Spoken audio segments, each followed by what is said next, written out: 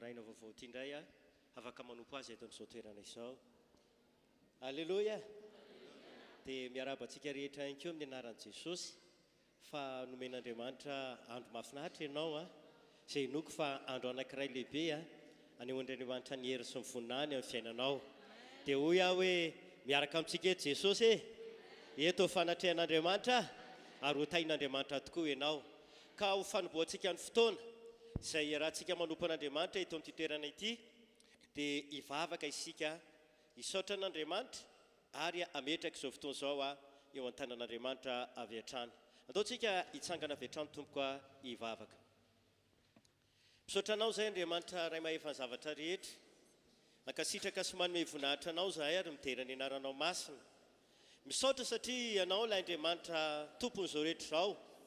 Ianao ilay Andriamanitra manapaka sy manjaka any an-danitra sy aty an-tany, eny hatrany amin'ny rano ambanin'ny tany, dia hanananao fahefana izany Jesosy. Ary efa nampitoerina mba fitoeran-tongotra ao avokoa ny hery sy ny fanapahana rehetra. Misaotra Jesosy satria ianao ilay loharanon'ny fiainana, ianao ny antony zavatra rehetra, ianao ny miazana, ianao ny antom-pisiny. Misaotra anao Jesosy ny amin'ny fahasoavana nomenao anay, afaka manana tombontsoa manompo anao eto amin'ny toerana ity. Misaotra anao fanay masina, fanamangy anay ianao, ny tantana anay ianao, ny tarika anay ianao, ho tonga eto amin'izao toerana izao indray hiaraka anompo an'Andriamanitra. Ry Andriamanitra ray mahefa zavatra rehetra indreto izay manatona anao, anatony amin'ny seza fiandriananao, ampahitao ny voninahitra ao zahay, ampahitao ny hery ny fahatsaranao, ampahitao ny asanao lehibe, ary raha koa voninahitra sy famindram-po ny fotoana rehetra erahana eto. Andriamanitra eo, mino afa eto anao miaraka amin'ny hery sy ny fahefana lehibe, eto anao miaraka amin'ny fahasoavana sy ny tombontsoa ara-panahy, tombontsoa ara-piainana ho andro vahoaka anao rehetra. Mitahizo ao fotoana izao fanay masina, dia tario araka ny fombanao zahay, tsy izay sitrakay, tsy izay mety aminay, fa izay sitraka sy mety aminao, dia atao izany fanay masina androany, manaiky ny sitraponao zahay. Fanahy masina menay toerana ianao, ataovy izay sitrakao, menay toerana ianao, tario araka ny sitrapon'Andriamanitra izahay. Tsy ho fombafomba, tsy ho fahazarana, tsy ho fiatanam-po, tsy fakana sitraka aman'olona no antony atongavana eto, fa indreto izay Andriamanitra tia hitanao sy ny voninahitra ao. Amin'ny anaran'i Jesosy, apetraka ambany fahefan'Andriamanitra ny fotoana. Samy mivavaka izy andao apetraka tsika eo tanan'Andriamanitra ny fotoana. Andao apetraka tsika tanan'Andriamanitra na ny fiderana, ny fitsaofana, ny afatry ny teny, ny vavaka, mba ho akasitrana ny fotoana rehetra, mba ho fivoriana masina tsy ary roaparatsiana ny azao fotoana izao Andao tsika metraka ny fotoana eo an-tanan'ilay mahefa zavatra rehetra. Samy mivavaka, ataovy misy antoka ao anatinao ao, fa tena miantso an'Andriamanitra, tena mandeha fomba an'Andriamanitra, tena mitady an'Andriamanitra. Andao tsika anatona an'Andriamanitra amin'ny finoana, izay manatona an'Andriamanitra dia tsy maintsy mino fa misy Andriamanitra. Mpamaly soa izay mazoto mitady azy izy. Alleluia, misaotra anao Andriamanitra. Jesosy apetraka eo am-peran-tananao amin'ny fotoana rehetra eto.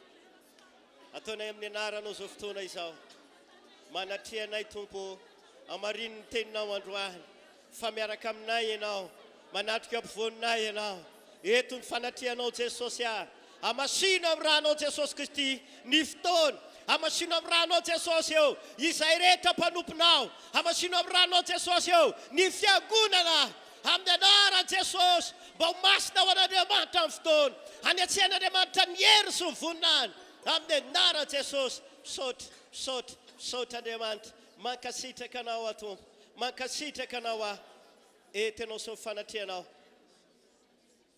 Jesosy eto ianao androany,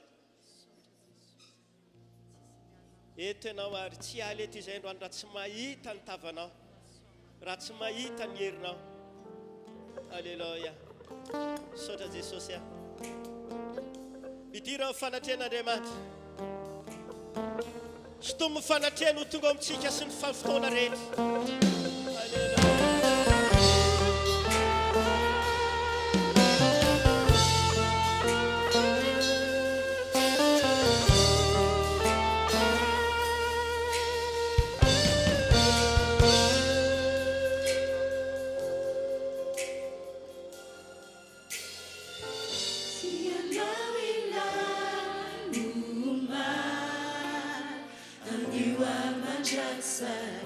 Iselläsenao desaingatonao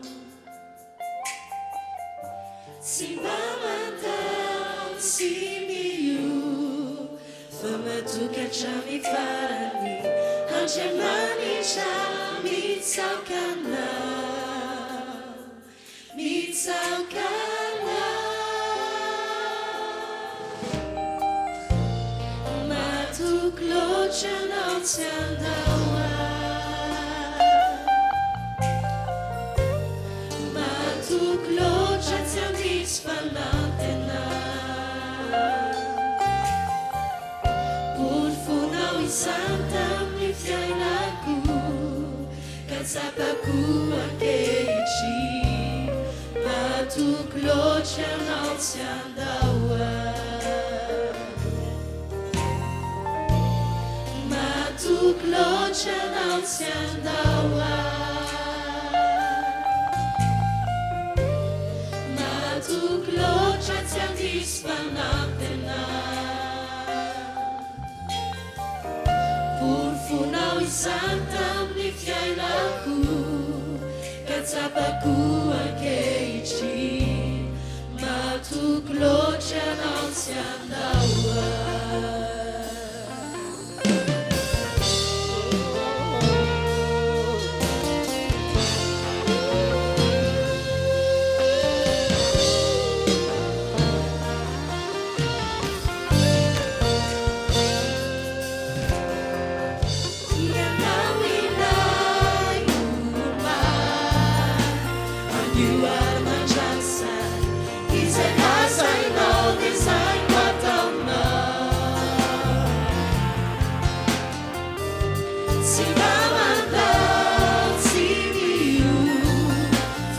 Tukachani farani Anjemanisha mitsaukanao Mitsaukanao Matuklojanao tsiandaoa Matukloja tsiandisy fanantena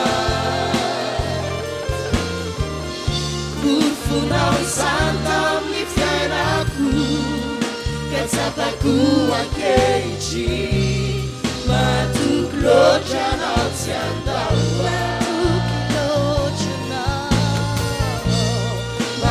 Matuklojanao tsiandaoa Matukloja tsiandisy fanantena Porfonao isanta amin'ny fiainako Katsapako ankehitry Matuklojanao tsiandaoa Tinao loatra tsiandaoa ianao Tsy amela hay amin'ny atsasadalana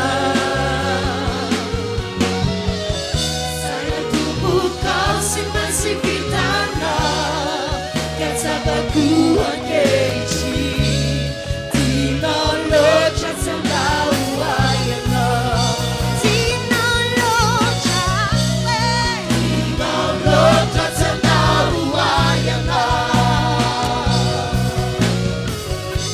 Tsy amela hay amin'ny atsasadalana Saina tombokao tsy maintsy vitanao Katsapako ankehitry Tinao loatra tsiandaoa ianao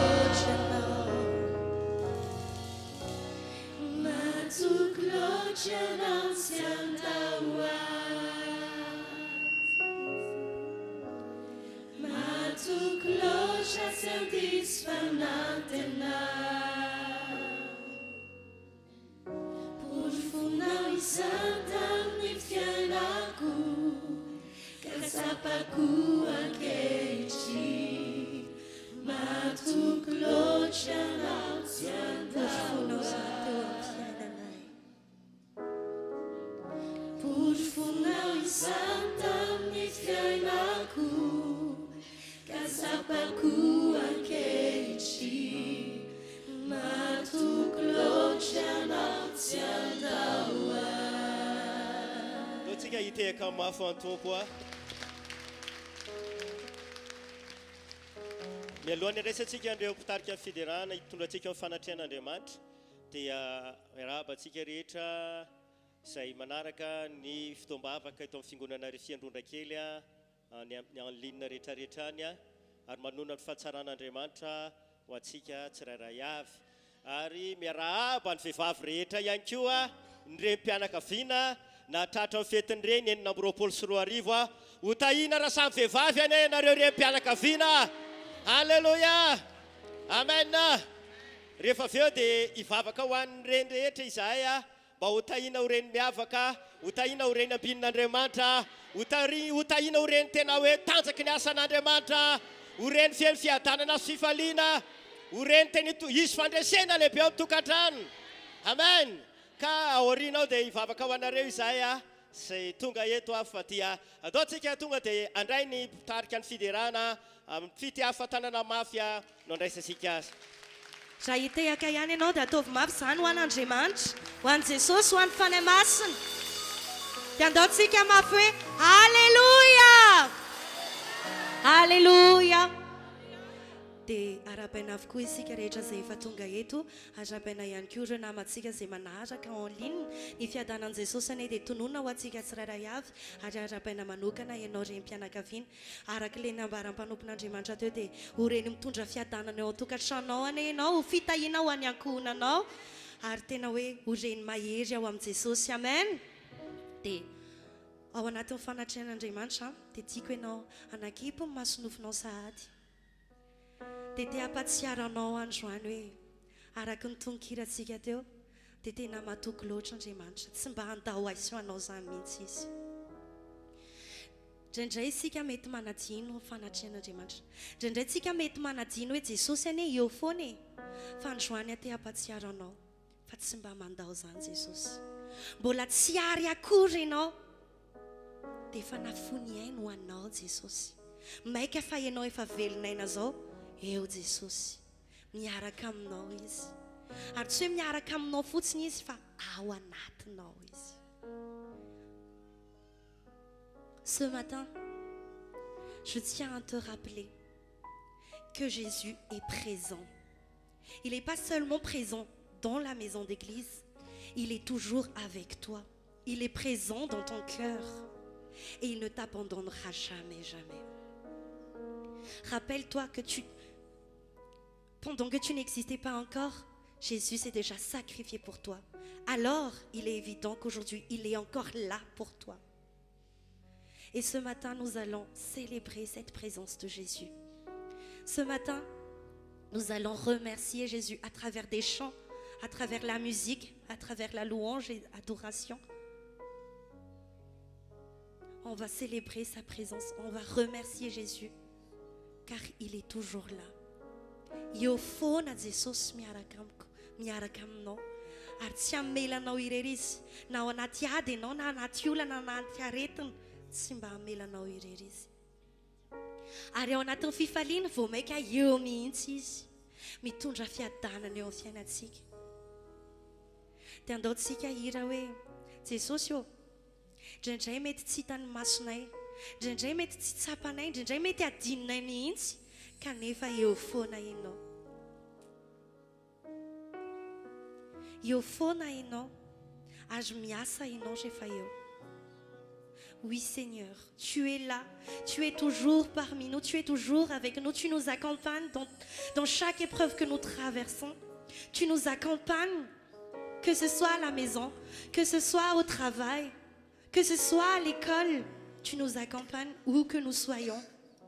Et ce matin, nous allons dire Seigneur que peu importe, même si nous ne te voyons pas directement à l'œil nu, nous savons que tu es présent. Même si nous ne le ressentons pas des fois, nous savons que tu es présent et tu agis dans notre vie.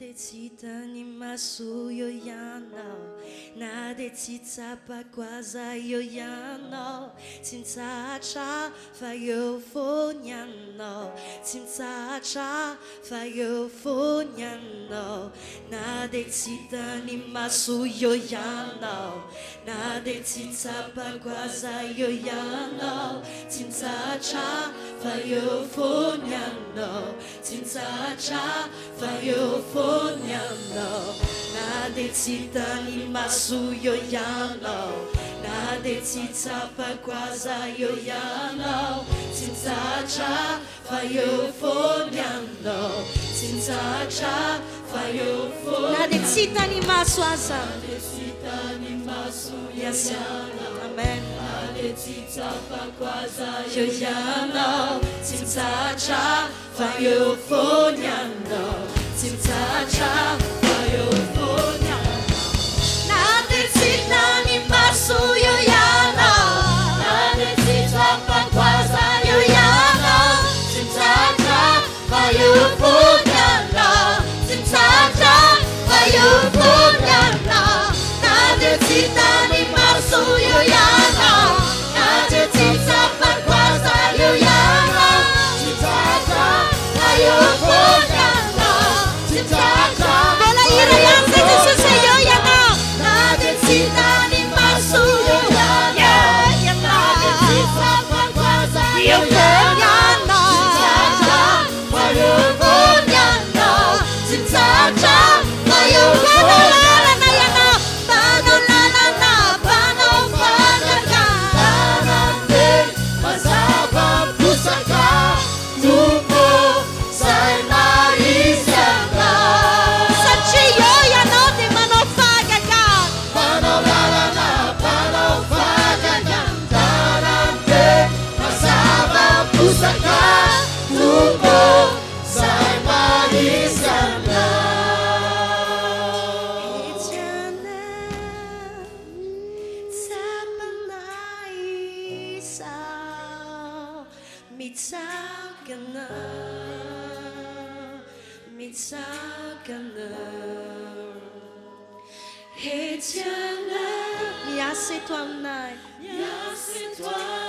Te nos amis tsoka zany fanatrehanao zany zay.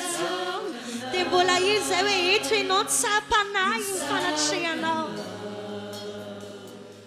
Etianao tsapanay isa mitsaokanao.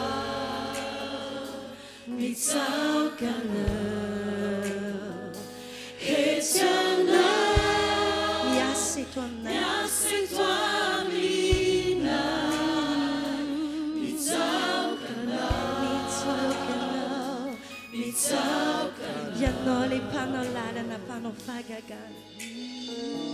Panolala na panofagagan ang tanante, masabang pusaka, tupo, zay maisyano. Iwam siya na ino di manofagagan.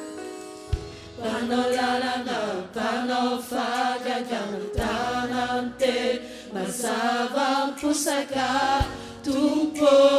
Wala mafisnay Jesus we manolala nino manofagagana yeno. Panolala na panofagagan ang tanante, masabang pusaka, tupo say maisyano.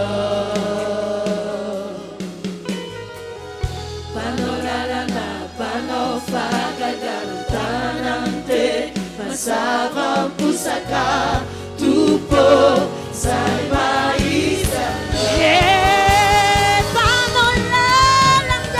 Panolala na panofagagan ang tanante, masabang pusaka, tupo say maisyano.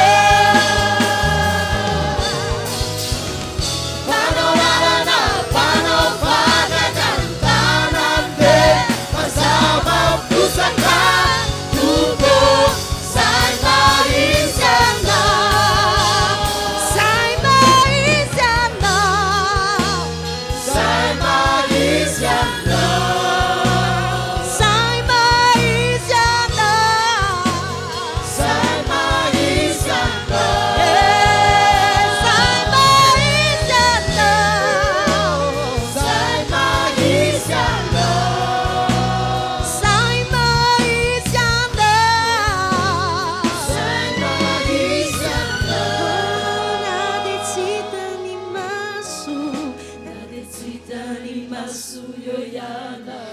Mahatsatra mamerimberina zany zay Jesosy satria tena zany mihitsy ianao omniprésent ianao ary miaraka aminay foana ianao mitantana anay amin'ny tanany any akavana amin'ny fahamarinanao ianao ary tsy mba mamela anay rehetra na ao anaty ady na ao anatin'ny olana na ao anatin'ny aretina na ao anatin'ny fifaliana na ao anatin'ny firavoravoana dia eo foana ianao na dia tsy hitany masonay azy Nade tsitani masu yo yalo Nade tsitsapa kwaza yo yalo Tsinsacha fayo fonyano Tsinsacha fayo fonyano Nade tsitani masu Nade tsitsapa Nade tsitsapa kwaza fayo fonyano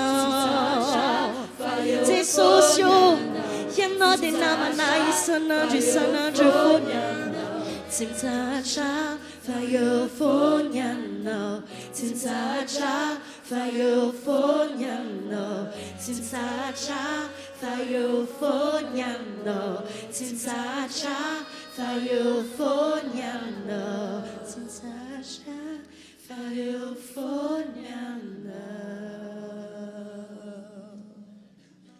Mankasitraka Jesosy misaotra anao zay Jesosy satria tena arabaky teny hoe namana sakaizakaiky tokoa ianao ary mitsinjo anay tsy raray avy ianao tsy sanatria Jesosy endrikendrika ivelany zany fankasitrahanay ianao zany fa zavatra tsapy zany Jesosy tonkiranay laza teo fandraindray mety tsy tsapanay fa androany zany miteny hoe ie Jesosy tena eo foana mihitsy ianao. Oui Seigneur, tu nous abandonnes jamais. Tu es là à chaque instant, à chaque inspiration d'air, à chaque expiration d'air, tu es là. À chaque clignotement des yeux, tu es là. À chaque mouvement qu'on fait, tu es là. En tout temps, tu es présent dans notre vie. Et tu n'abandonnes jamais ton peuple. Et aujourd'hui, Seigneur, nous voulons te rendre un amour que tu nous as donné déjà auparavant. Nous voulons aussi te montrer que nous aussi, nous voulons être présents à chaque fois pour toi. Androany Jesosy satria fantatray loatra fa eo foana ianao eo amin'ny fiainanay. Ninina ataonay n'aiza n'aiza lehanay na ahoana ny zavatra mitrango eo amin'ny fiainanay dia eo foana ianao. Dia androany zay koa te mba aneo an'izany koa hoe zay koa Jesosy mba te ho eo foana ho anao amin'ny fotoana rehetra. No zany Jesosy dia amafisinay aminao ny voadinay androany fa anao hatramin'ny faran'izay. No zany Jesosy dia te amafisinay aminao fa izahay dia aminao eny mandra-piavinao eny amin'ny rahalanitra hatrany an-danitrany dia ho eo foana koa izahay ho anao. Afoko izay maminy voko ety dia omeko anao.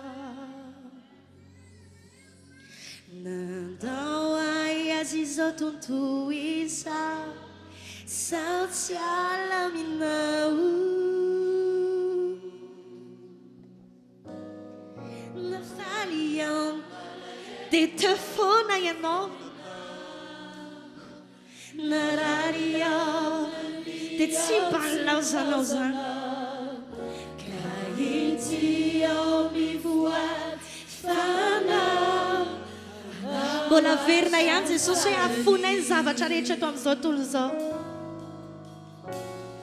Afoko izay maminy foko ety dia omeko anao.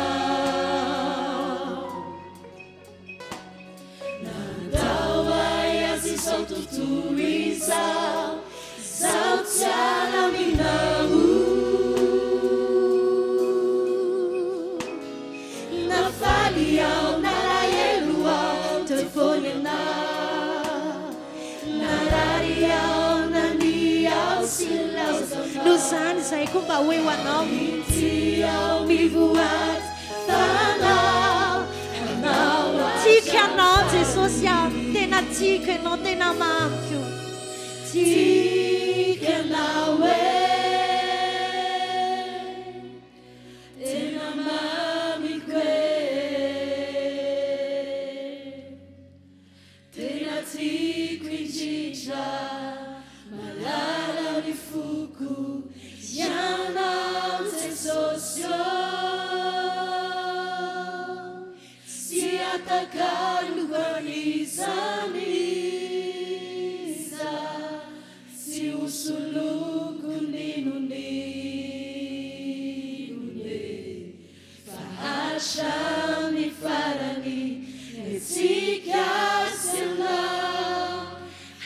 Tianao tena tiako tena mamiko loatra. Tikanao e tena mamiko e tena tiako indrindra malala mifoko ianao Sosio tsy atakanoko anisany tsy atakalinay zavatra, tsy atakalinay olon-kafa fa ankamamy fotsiny ianao foana izahay any fanatrehanao eo hatramin'ny farany niatsika sy Allah. dia mbola averinay hoe avoky izay rehetra mampifonay ety satria tena tianay ho marina eo anatrehanao zany teny zany. Avoky izay maminy foko ety dia omena ianao Jesosy meko anahy dia tsy ho teny fotsiny anie zany, tsy ho hira fotsiny fa tena sainsainay amin'ny fo saim-panahy mihitsy. Car ce qui est dit dans les paroles est vrai. Que dans la joie, que dans la tristesse, tu es là. Dans les maladies, dans les reniements, tu es là. Et tu nous as jamais abandonnés.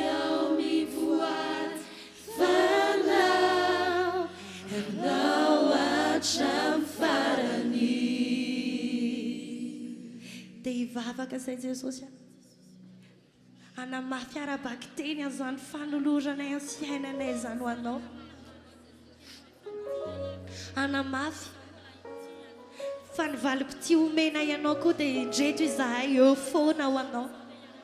Iranao izahay dia vony izahay hoe ho anao. Ampanaovinao zavatra izahay dia vonina ihany koa izay Jesosy ho anao, eo foana ho anao.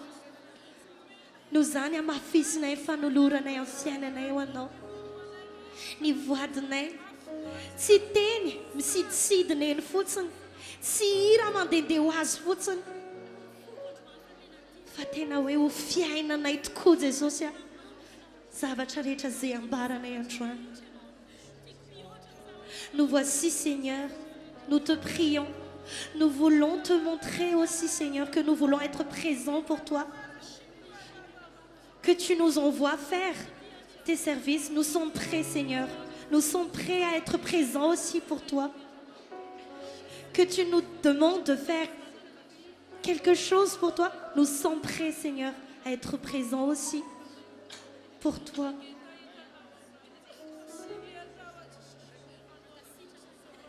Jesosy mankasitraka ny amin'ny fanatrehanao, ny amin'ny hoe ianao eo foana mitantananay, ho any hoe ianao foana mamomba anay.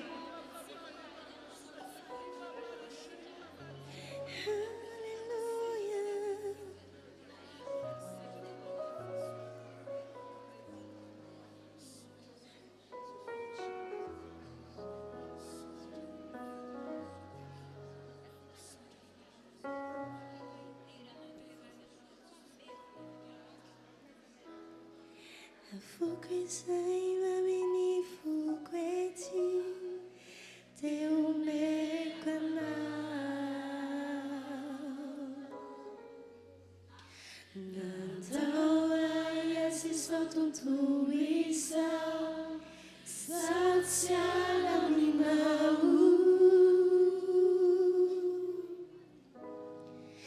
Nafaly aho nalahelo aho tofony anao.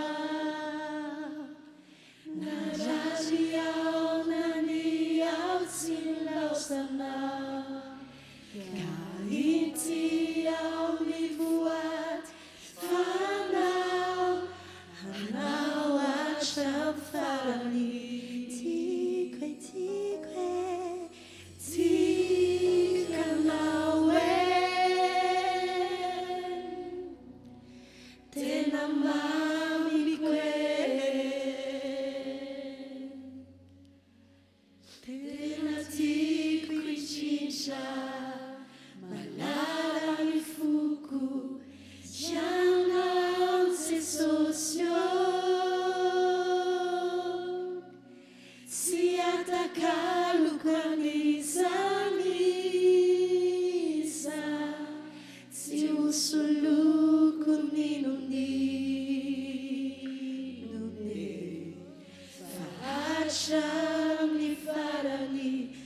Sikasana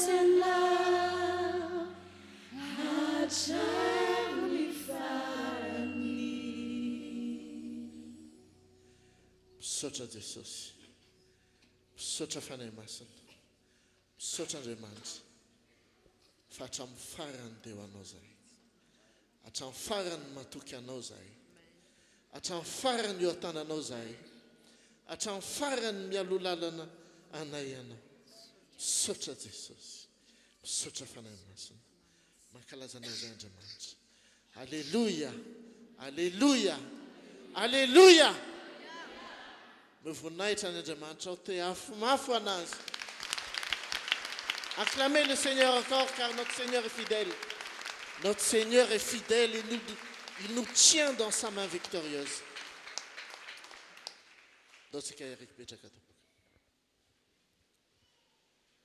Chers frères et sœurs, c'est encore un moment de bénédiction que nous passons ensemble, que nous pouvons adorer, que nous pouvons honorer notre Seigneur. Et comme le groupe de louanges nous a entraînés tout à l'heure dans une adoration, et que nous pouvons voir vraiment la fidélité de Dieu dans notre vie en toutes choses. Maintenant, nous allons encore continuer à adorer le Seigneur. Nous allons encore continuer à honorer son nom, mais nous allons le faire sous une forme qu'il attend de nous.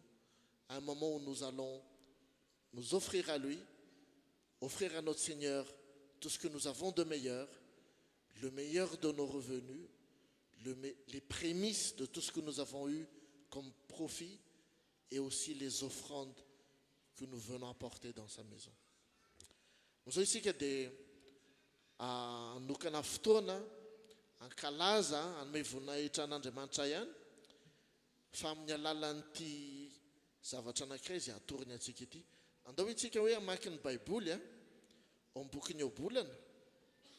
Aleotsika mba hiaraka amaky dia hiaraka anonona n'ireo teny anankiroa ireo. Obolana toko 7 raisitsika ny 5 sy ny 10. Ny Obolana toko 7 ny 5 sy ny 10. Andao hoe tsika hiaraka amaky an'ireo mafy. Mankalazany Jehova amin'ny fanananao sy amin'izay voaloham-bokatrao rehetra. Ka dia ho feno mitafotafo ny fitoeram-barinao ary oatra ny ranom-boaloboka eo mivata fanatazanao. Amen. Teny Andriamanitra zany dia milaza amintsika hoe mankalaza an Jehova amin'ny fanananao sy amin'izay voaloham-bokatrao rehetra. Zao fotoana zao zany tsy hoe ataontsika hoe fahazarana hoe efa anatin'ny programme vao vita ny fiderana dia tonga amin'ny fotoana fanomezana ny rakitra dia orenan'izay tsika mahazo ny ten'Andriamanitra. Tsy izay. Fa Andriamanitra dia manoratsika koa hoe misy fotoana, misy fomba ahafahantsika mankalaza ny anarany, ahafahantsika manome voninahitra anazy dia ny amin'ny fananantsika rehetra. Baiboly milaza hoe hoy Jehova, ay ny vola, ay ny volamena. Io Andriamanitra tsika io zany tsy manana problema na vola, tsy manana olana izy ny amin'ny teti-bola, ny amin'ny hoe ahoana tsara fitizarany ty vola ty atao tany amin'ity 2026 ty dia ahoana koa ny amin'ny 2027. Tsy any izy io. Fa Andriamanitra dia manambara amintsika hoe ahafahantsika mankalaza azy ihany koa, ahafahantsika miderana azy, dia andao isika anokana tena hoe zavatra sarobidy aty amintsika, ny ampahany fananantsika, zavatra efa nomantsika, ahafahantsika manohana ny planin'Andriamanitra eto an-tany. Planin'Andriamanitra mantsy dia hoe mbola hisy olona maro voavonjy. Amen. Planin'Andriamanitra dia hoe mbola hisy olona maro hareny tenin'Andriamanitra. Amen. Planin'Andriamanitra dia hoe mbola hisy olona maro afaka hamonjy fotoam-bavaka anatina fiangonana. Planin'Andriamanitra dia mbola hisy olona maro ho voavonjy hanolotra ny fony. Planin'Andriamanitra dia mbola hisy olona maro azo fahasitranana ao an-tranony. Amen. Dia izay mihitsy ny fomba hoe ahafahantsika manohana, ahafahantsika mbola mankalaza mbola midera anazy hoe andaontsika andray anjara amin'ny planin'Andriamanitra io. Dia tonga zany fotoana zao hoe tena ankalazintsika, tena iderintsika planin'Andriamanitra zany fa amin'ny alalan'ny fanatitra, amin'ny alalan'ny ampahafolo-karena izay homantsika, amin'ny alalan'ny fanomezana ihany koa ahafahan'ny tenin'Andriamanitra mbola miely amin'ny anao manjery, mbola miely ao anatin'ireny YouTube sy Facebook fampizarantsika ireny. Dia jerenareo nge zany zavatra tenen'Andriamanitra amintsika zany amin'ny andin'ny 10 hoe ka dia ho feno mitafotafo ny fitoeram-barinareo ary oatra ny ranom-boaloboka eo anatin'ny vata fanatazanao. Ozy izy hoe ho feno manome zangenao hoe dia ho hitanao fa ho feno mitafotafo ny ao aminao zany. Mba eritrereto hoe zany portefeuille anao zany hoe feno mety hoe fa mibotsibotsina fa hoe feno mitafotafo tena ohatran'ny tsy atonona ty fa aleo ny sasany ataoko atapôsy ato, aleo ny sasany ataoko any amin'ny compteko, aleo ny sasany apetrako an-trano, zany ny atao hoe feno mitafotafo. Dia tena Andriamanitra mbola milazana hoe ioatra, mbola ioatra, tsy hoe ho feno fa ioatra. Dia ozy izy amina hoe andramnge mandraisange ianao anjara amin'izany planin'Andriamanitra zany hoe ateronge zany ampahafolo-karena zany, manomezange ianao an'izany hoe planin'Andriamanitra anao émission radio télé, andramonge fa ho feno mitafotafo ny any aminao ary ioatra io anaty kitapinao io. Amen. Chers frères et sœurs, ce moment que nous réservons, c'est un moment où nous venons encore adorer le nom de Dieu. Car Dieu nous a appris que l'or est à lui, l'argent est à lui. Dieu n'a pas un problème d'argent. Dieu n'a pas un problème de ressources. Dieu n'a pas un problème de planification. Mais Dieu veut te donner l'occasion que tu viennes encore adorer son nom, que tu viennes encore lui donner toute la gloire et tout l'honneur qu'il le mérite. La parole de Dieu nous dit dans Proverbes, dans le chapitre 9, dans le chapitre 3, au verset 9, « Honore l'Éternel avec tes biens et avec les premiers de tous tes produits. Alors tes greniers seront abondamment remplis et tes cuves déborderont de vin nouveau. » Dieu nous dit encore maintenant que nous pouvons venir l'honorer, lui rendre toute la grâce avec nos biens, avec nos revenus, avec nos profits, avec le 10e, avec les prémices de ce que nous avons de meilleur. Et ceci contribue vraiment dans le plan de Dieu sur cette terre. Car Dieu attend encore que plusieurs hommes donnent leur vie à Jésus, que plusieurs âmes soient converties et puissent avoir la vie éternelle dès maintenant. Et c'est à travers les dons, c'est à travers les dîmes que nous apportons dans cette maison du Seigneur que nous pouvons contribuer pleinement. Il faut que nous gardons aussi cette promesse que Dieu nous donne, que nous aurons encore nos greniers remplis et que nos cuves, toutes nos réserves de biens, nos réserves de provisions seront dans une grande abondance. Et ça, c'est une promesse que Dieu nous donne et Dieu est fidèle. Dieu est fidèle pour ses enfants. Je vous demande maintenant, chers frères et sœurs, de prendre ce que vous avez préparé, de la tenir entre vos mains. Nous allons prier, nous allons rendre grâce à notre Père et nous allons bénir cette offrande.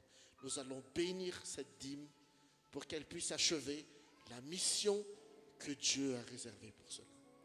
Raiso tananao ny fandomaninao na ny rakitra io ny anapahafolo-karena io na ny fanomezana ho an'ny fampielezana ny tenin'Andriamanitra.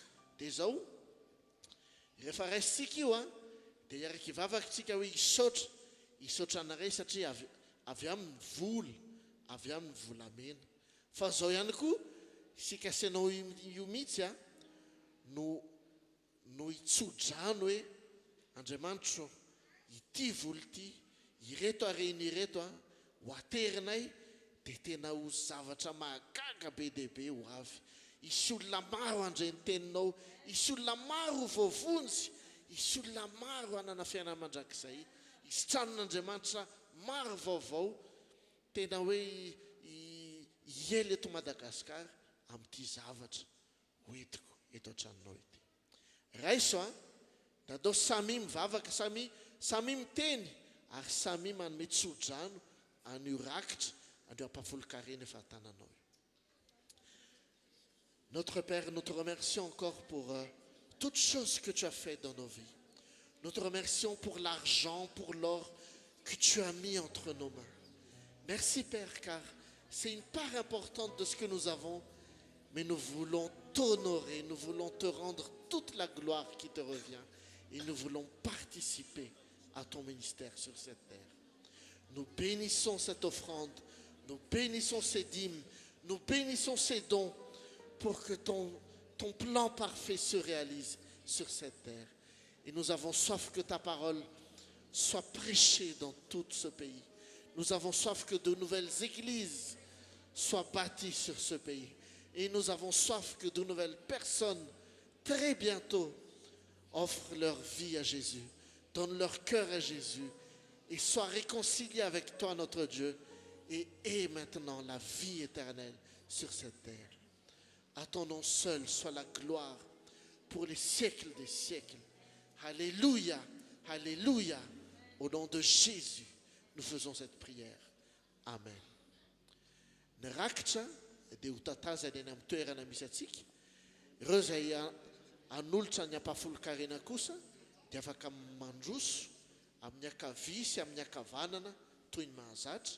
Ny fanomezana ho an'ny fandaharana, ho an'ny Facebook, ho an'ny YouTube dia afaka teritsika eto anoloana, eto afovoany. Dia ao anatin'ny hira fiderana no anaovantsika izany dia aokatsika ite-tanana akalaza n'Andriamanitra mafy ao anatin'izany. Mandrositsika to.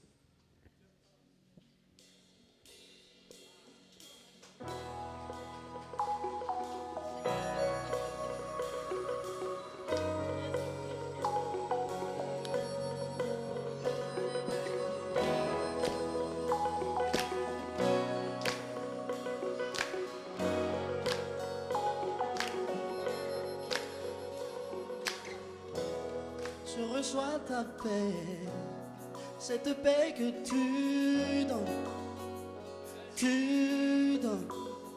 oh, c'est l'espoir que j'ai, quand mes forces m'abandonnent, car tu donnes du courage pour traverser les tempêtes et les vallées. Oh, je suis rassuré, car j'ai à mes côtés, à jamais, le prince de paix. Oh Jésus, tu es celui qui donne librement ta paix à chaque instant. C'est une promesse et pas une récompense. Début jusqu'à la fin, je sais que tu es là avec moi.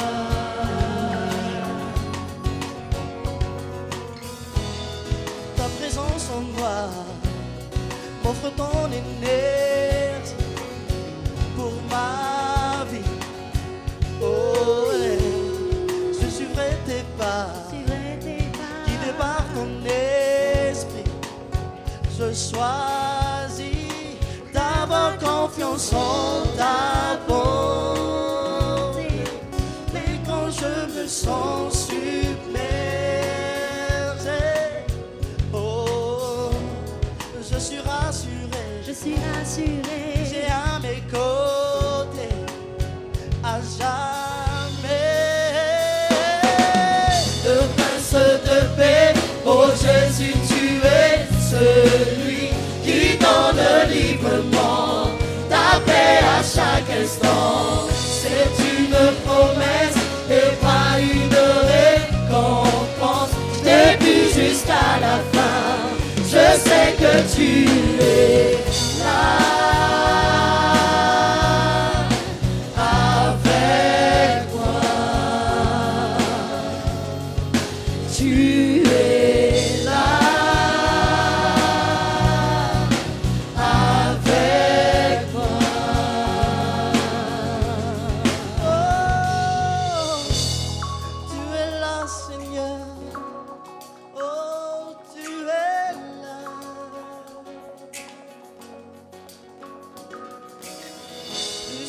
plus qu'une sensation.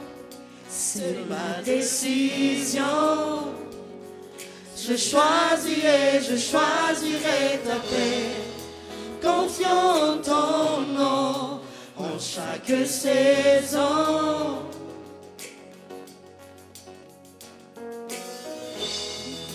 Plus qu'une sensation, c'est ma décision.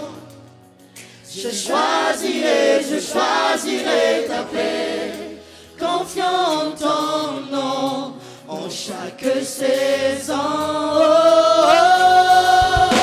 Car tu es le prince de paix, oh Jésus, tu es celui qui donne librement ta paix à chaque instant. C'est une promesse et pas une récompense. Je t'ai vu jusqu'à la fin. Je sais que tu es le prince de paix. Oh Jésus, tu es celui qui donne librement ta paix à chaque instant. C'est une promesse et pas une récompense. Je t'ai vu jusqu'à la fin. Je sais que tu es là avec moi. Tu es là, Seigneur, tu es là. Tu es là avec moi. Oui, tu es là. Tu es là avec Oui, tu es là, Seigneur, tu es là avec moi. Tu es là avec moi. Tu es là, oui, tu es là. Tu es là avec moi. dia araiky ny fanaontsika ihany koa hoe misy fanoanana manokana fa atsika mbola manampy amin'ny fanorenana, mbola manampy amin'ny resaka hoe fifidianana tany anorenatsika fiangonana fa atsika mbola hoe manoana misimisy kokoa. Dia izay no mahatonga hoe misy n'le valopy rakidehibe ho zaraitsika izao. Io valopy io zaraina zao fa amin'ny herin'ny androany no amerenatsika anazy. Oka hoe tsy ataotsika fahazarana fahafantatsika hoe zavatra tena sarobidy amin'Andriamanitra, zany hoe mafana fo amin'ny fitoriana ny teniny, mafana fo amin'izany hoe mbola anomezantsika sehatra mamonjy fanahin'olona maro. Dia izay no mahatonga hoe raha isika le valopy dehibe dia amin'ny heriny tena miezaka isika mamerina anazy, miezaka isika ataotsika tena hoe ezaka spécial izy io. Chers frères et sœurs, comme nous le faisons, nous soutenons encore abondamment tout ce qui est mission d'évangélisation, tout ce qui est construction d'églises, tout ce qui est acquisition de nouveaux terrains pour ces églises. Et c'est ainsi que nous accordons un moment particulier chaque mois pour donner une offrande spéciale. Et c'est cette enveloppe que nous allons distribuer à partir de maintenant et que nous nous préparons dès maintenant à réserver encore une part de nos revenus, une part de ce que nous pouvons faire pour ces grandes missions que Dieu a mis dans notre cœur. Et c'est ce moment où nous allons distribuer cette enveloppe et nous n'oublions pas de les remettre pour la semaine prochaine. Et nous allons encore faire une adoration, une louange pendant ce moment de distribution.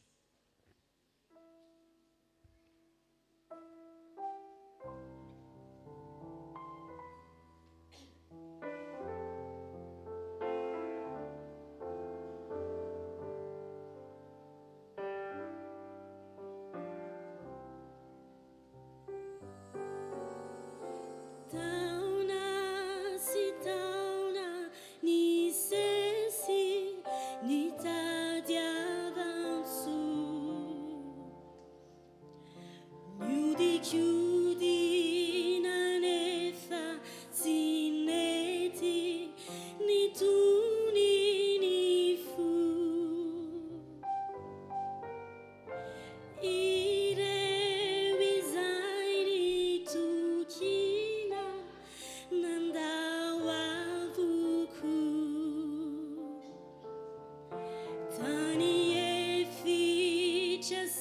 sady mangina noho ny ainako. Haitafony Kristy, haitafony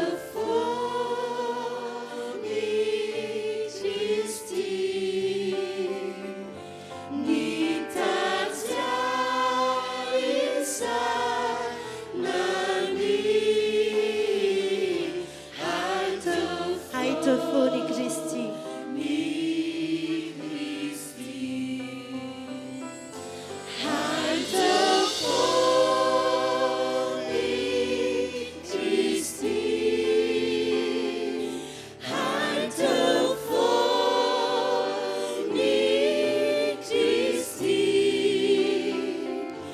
ny tatya isanany. Haitafony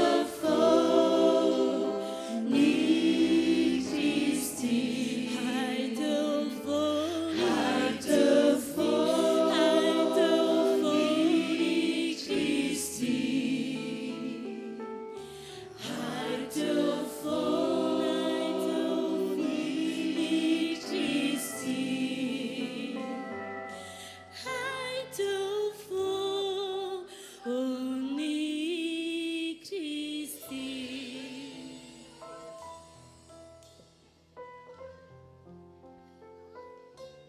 Sotra an'Andriamanitra lehibentsika ny ahafahantsika ny aina atao anatin'izay sitrapon'Andriamanitra rehetra izay.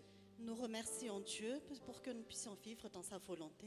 Ankehitriny tsika dia tonga indray ny fotoana andrenesana ny tenin'Andriamanitra. Nous arrivons maintenant au moment où nous allons entendre la parole de Dieu. Satria Andriamanitra dia manakambara amin'ny vahoakany foana isan'andro. Parce que Dieu a toujours quelque chose à annoncer à son peuple chaque jour. Ho voalazany soratra masina manao hoe La parole de Dieu dit, efa nandefa ny tenin'Andriamanitra hanasitrana ny olona. Dieu a envoyé sa parole pour guérir son peuple. Ny tenin'Andriamanitra rehefa omeny Quand Dieu donne sa parole, dia misy asa lehibe tian'Andriamanitra ho tanterahana. il y a une grande œuvre qu'il veut accomplir. Ary androany dia ho alefan'Andriamanitra eto ny teniny. Et aujourd'hui, Dieu va envoyer sa parole. Andray ny tenin'Andriamanitra ianao androany. Tu vas recevoir la parole de Dieu aujourd'hui. Dia hisy fanasitranana mahagaga ataon'Andriamanitra amin'ny fiainanao. Et il y aura une guérison miraculeuse dans ta vie. Amen. Amen. Omentsika toerana reto mpanompon'Andriamanitra reto tainy tompo ianareo. Les conducteurs de louange peuvent prendre leur place. Que Dieu vous bénisse. Dao tsika hivavaka ho an'ny tenin'Andriamanitra, tonga ty hivavaka ny mpanompon'Andriamanitra ato izany. Nous allons maintenant prier pour la parole de Dieu. Seigneur Dieu Tout-Puissant, nous te remercions pour ce moment que tu nous accordes afin d'écouter ta parole. Nous te demandons, Seigneur, de nous visiter par ton Esprit Saint. Ouvre nos cœurs, ouvre nos esprits et nos oreilles afin que nous puissions comprendre et recevoir ta vérité. Seigneur, nous te demandons de purifier nos pensées. Éloigne toute distraction et toute résistance en nous et que ta parole ne tombe pas à terre sans effet, mais qu'elle porte du fruit dans nos vies. Remplis cette prédication de ta sagesse, de ta puissance et de ton autorité. Seigneur, que ce ne soit pas seulement une parole humaine, mais que ce soit une parole inspirée par ton Esprit Saint. Que ce moment soit un temps de rencontre avec toi. Bénis ce moment, Seigneur, et que ton nom seul soit glorifié. Au nom de Jésus-Christ, nous avons prié. Amen. Amen. Amen. Ao tsara ve antsika e? Est-ce que vous êtes bien là? Vonina ho an'ny tenin'Andriamanitra. Vous êtes prêts pour la parole de Dieu? Dao raintsika ary ny tenin'Andriamanitra voasoratra anatin'ny Baiboly asan'ny apôstôly toko faharoa manomboka andiny voalohany ka hatramin'ny fahaefatra. Nous allons lire la parole de Dieu dans la Bible, Actes des Apôtres, chapitre 2, versets 1 à 4. Asan'ny apôstôly toko faharoa andiny fafito ambin'ny folo.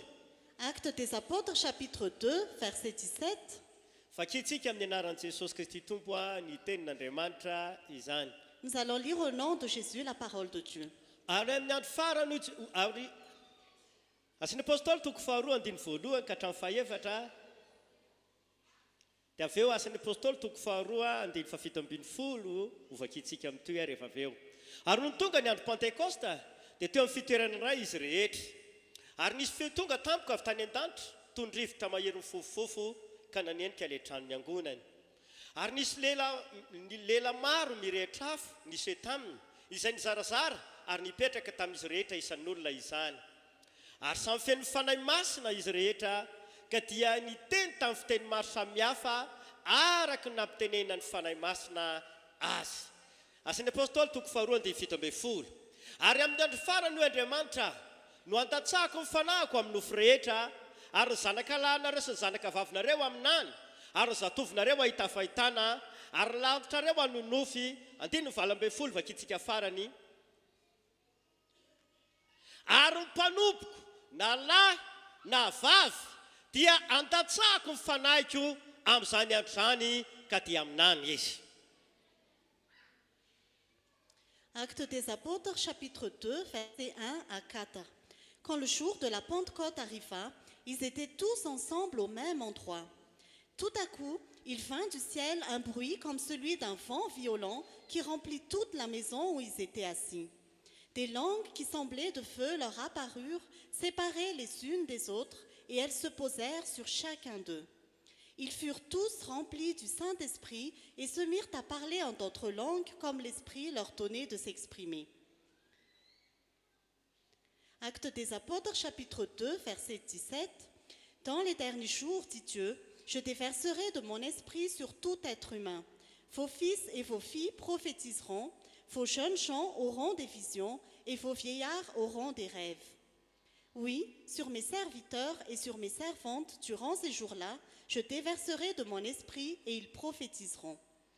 Avy amin'ny alalan'ireo tenin'Andriamanitra ireo no akatsika ity lohahevitra anankiray ity androany. À travers cette parole de Dieu, nous allons tirer ce thème aujourd'hui. Hoe efa fotoana izao. Le temps est arrivé. Averiko ihany, efa fotoana izao. Je répète encore, le temps est arrivé. Asan'ny apôstôly toko 2:17 dia miteny amintsika androany. Actes des Apôtres, chapitre 2, verset 17, nous annonce aujourd'hui Hoe amin'ny andro farany dia andatsaka ny fanahy masina amin'ny nofo rehetra Andriamanitra. que dans les derniers jours, dit Dieu, je déverserai de mon esprit sur tout être humain. Ny firesahana momba ny fanahy masina dia Quand on parle du Saint-Esprit, tsy amin'ny andro Pentecoste ihany vao tokony hatsaro ny resaka momba ny fanahy masina. il ne s'agit pas seulement du jour de la Pentecôte, Fa ny fanahy masina dia isan'andro isan'andro dia izy ny Andriamanitra miaraka amintsika. mais le Saint-Esprit, chaque jour, c'est le Dieu qui est présent avec nous. Mila resahantsika izy. Il est avec nous. Mila velantsika manapaka izy. Nous devons le laisser décider. Mila velantsika mitarika izy. Nous devons le laisser nous quitter. Ary mila velantsika manao sitrapon'Andriamanitra eo amin'ny fiainantsika. Et nous devons le laisser accomplir la volonté de Dieu dans notre vie. Ny fanahy masina dia izy le Andriamanitra tokony tsy hisaraka amintsika isan'andro isan'andro. Le Saint-Esprit est le Dieu qui ne doit jamais se séparer de nous chaque jour. Noho izany tandremo sao manao diso ianao. Alors ne te trompe pas. Hoe rehefa Pentecoste ihany ianao fa tokony tena kalaza ny fanahy masina. Ne pense pas que ce soit seulement le jour de la Pentecôte que tu dois célébrer le Saint-Esprit. Fa isan'andro dia andro fanahy masina foana. Mais chaque jour, c'est le jour du Saint-Esprit. Androany dia ilaza aminao Aujourd'hui, j'aimerais te dire fa eto ny fanahy masina. que le Saint-Esprit est ici. Hanao asa lehibe amin'ny fiainantsika tsy raharay avy izy. Il va faire de grandes choses dans notre vie Raha velantsika manapaka amin'ny fiainantsika. si nous le laissons décider dans notre vie. Hiditra lanindalina amin'ilay lohahevitra androany. Nous allons entrer en profondeur dans ce thème Hoe aujourd'hui. efa fotoana izao. Que le temps est arrivé. Hoe le tenin'Andriamanitra hoe amin'ny andro farany. La parole de Dieu dit dans les derniers jours. Manondro vanim-potoana anankiray eo soratra masina. La parole de Dieu désigne une période. Miresaka momba ny atao hoe andro farany Il parle des derniers jours sy ny zavatra hitranga izay ataon'Andriamanitra izany. et des événements que Dieu va accomplir. Raha miresaka momba ny andro farany ny tenin'Andriamanitra Concernant les derniers jours dans la parole de Dieu, dia mila tsarovantsika nous devons nous rappeler fa miresaka ny amin'ny vanim-potoana misy atsika ankehitriny mihitsy io tenin'Andriamanitra io. que cette parole de Dieu fait référence directement à notre époque actuelle.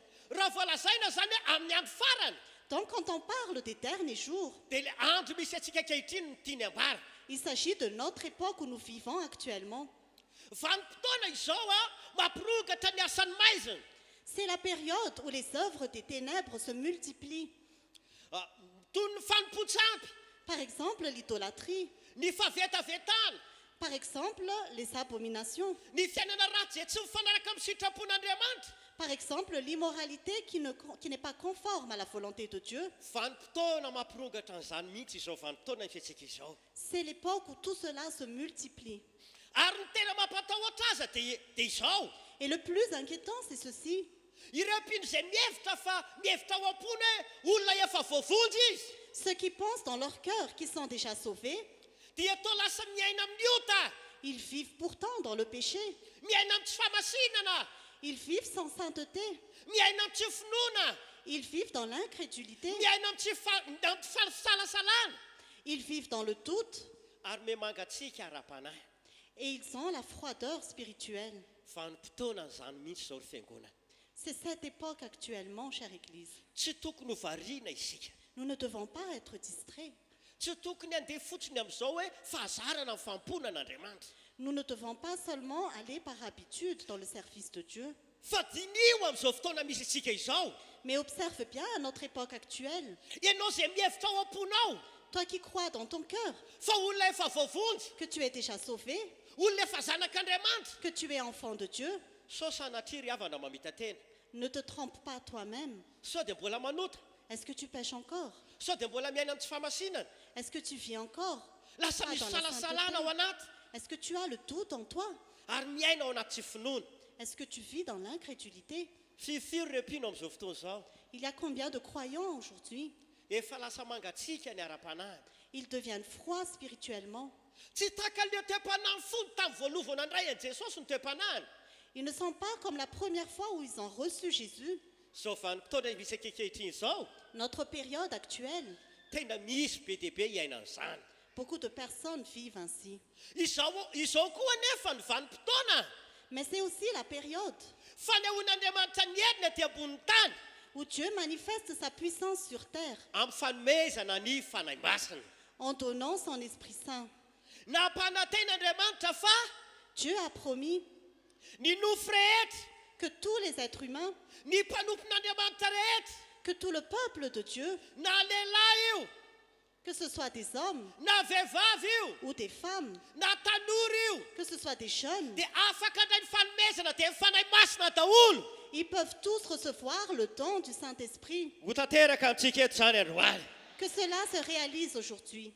Fotoana mihitsy izao ny fiangonana. C'est vraiment le temps aujourd'hui, chère Église. Izao le andro farany Ce sont les derniers jours hanomezan'Andriamanitra ny fanahy masina. où Dieu donne son Esprit Saint.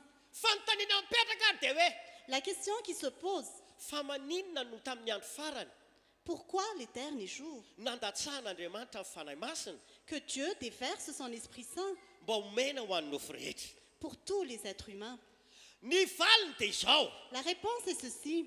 tena ilaintsika io fanahy masina io. Nous avons vraiment besoin du Saint-Esprit. Na iza milaza fa olon'Andriamanitra, Quiconque se dit être peuple de Dieu, na iza milaza fa manana ny Jesosy ao anatiny, quiconque dit qu'il a Jésus en lui, dia mila mandray fanahy masina isika.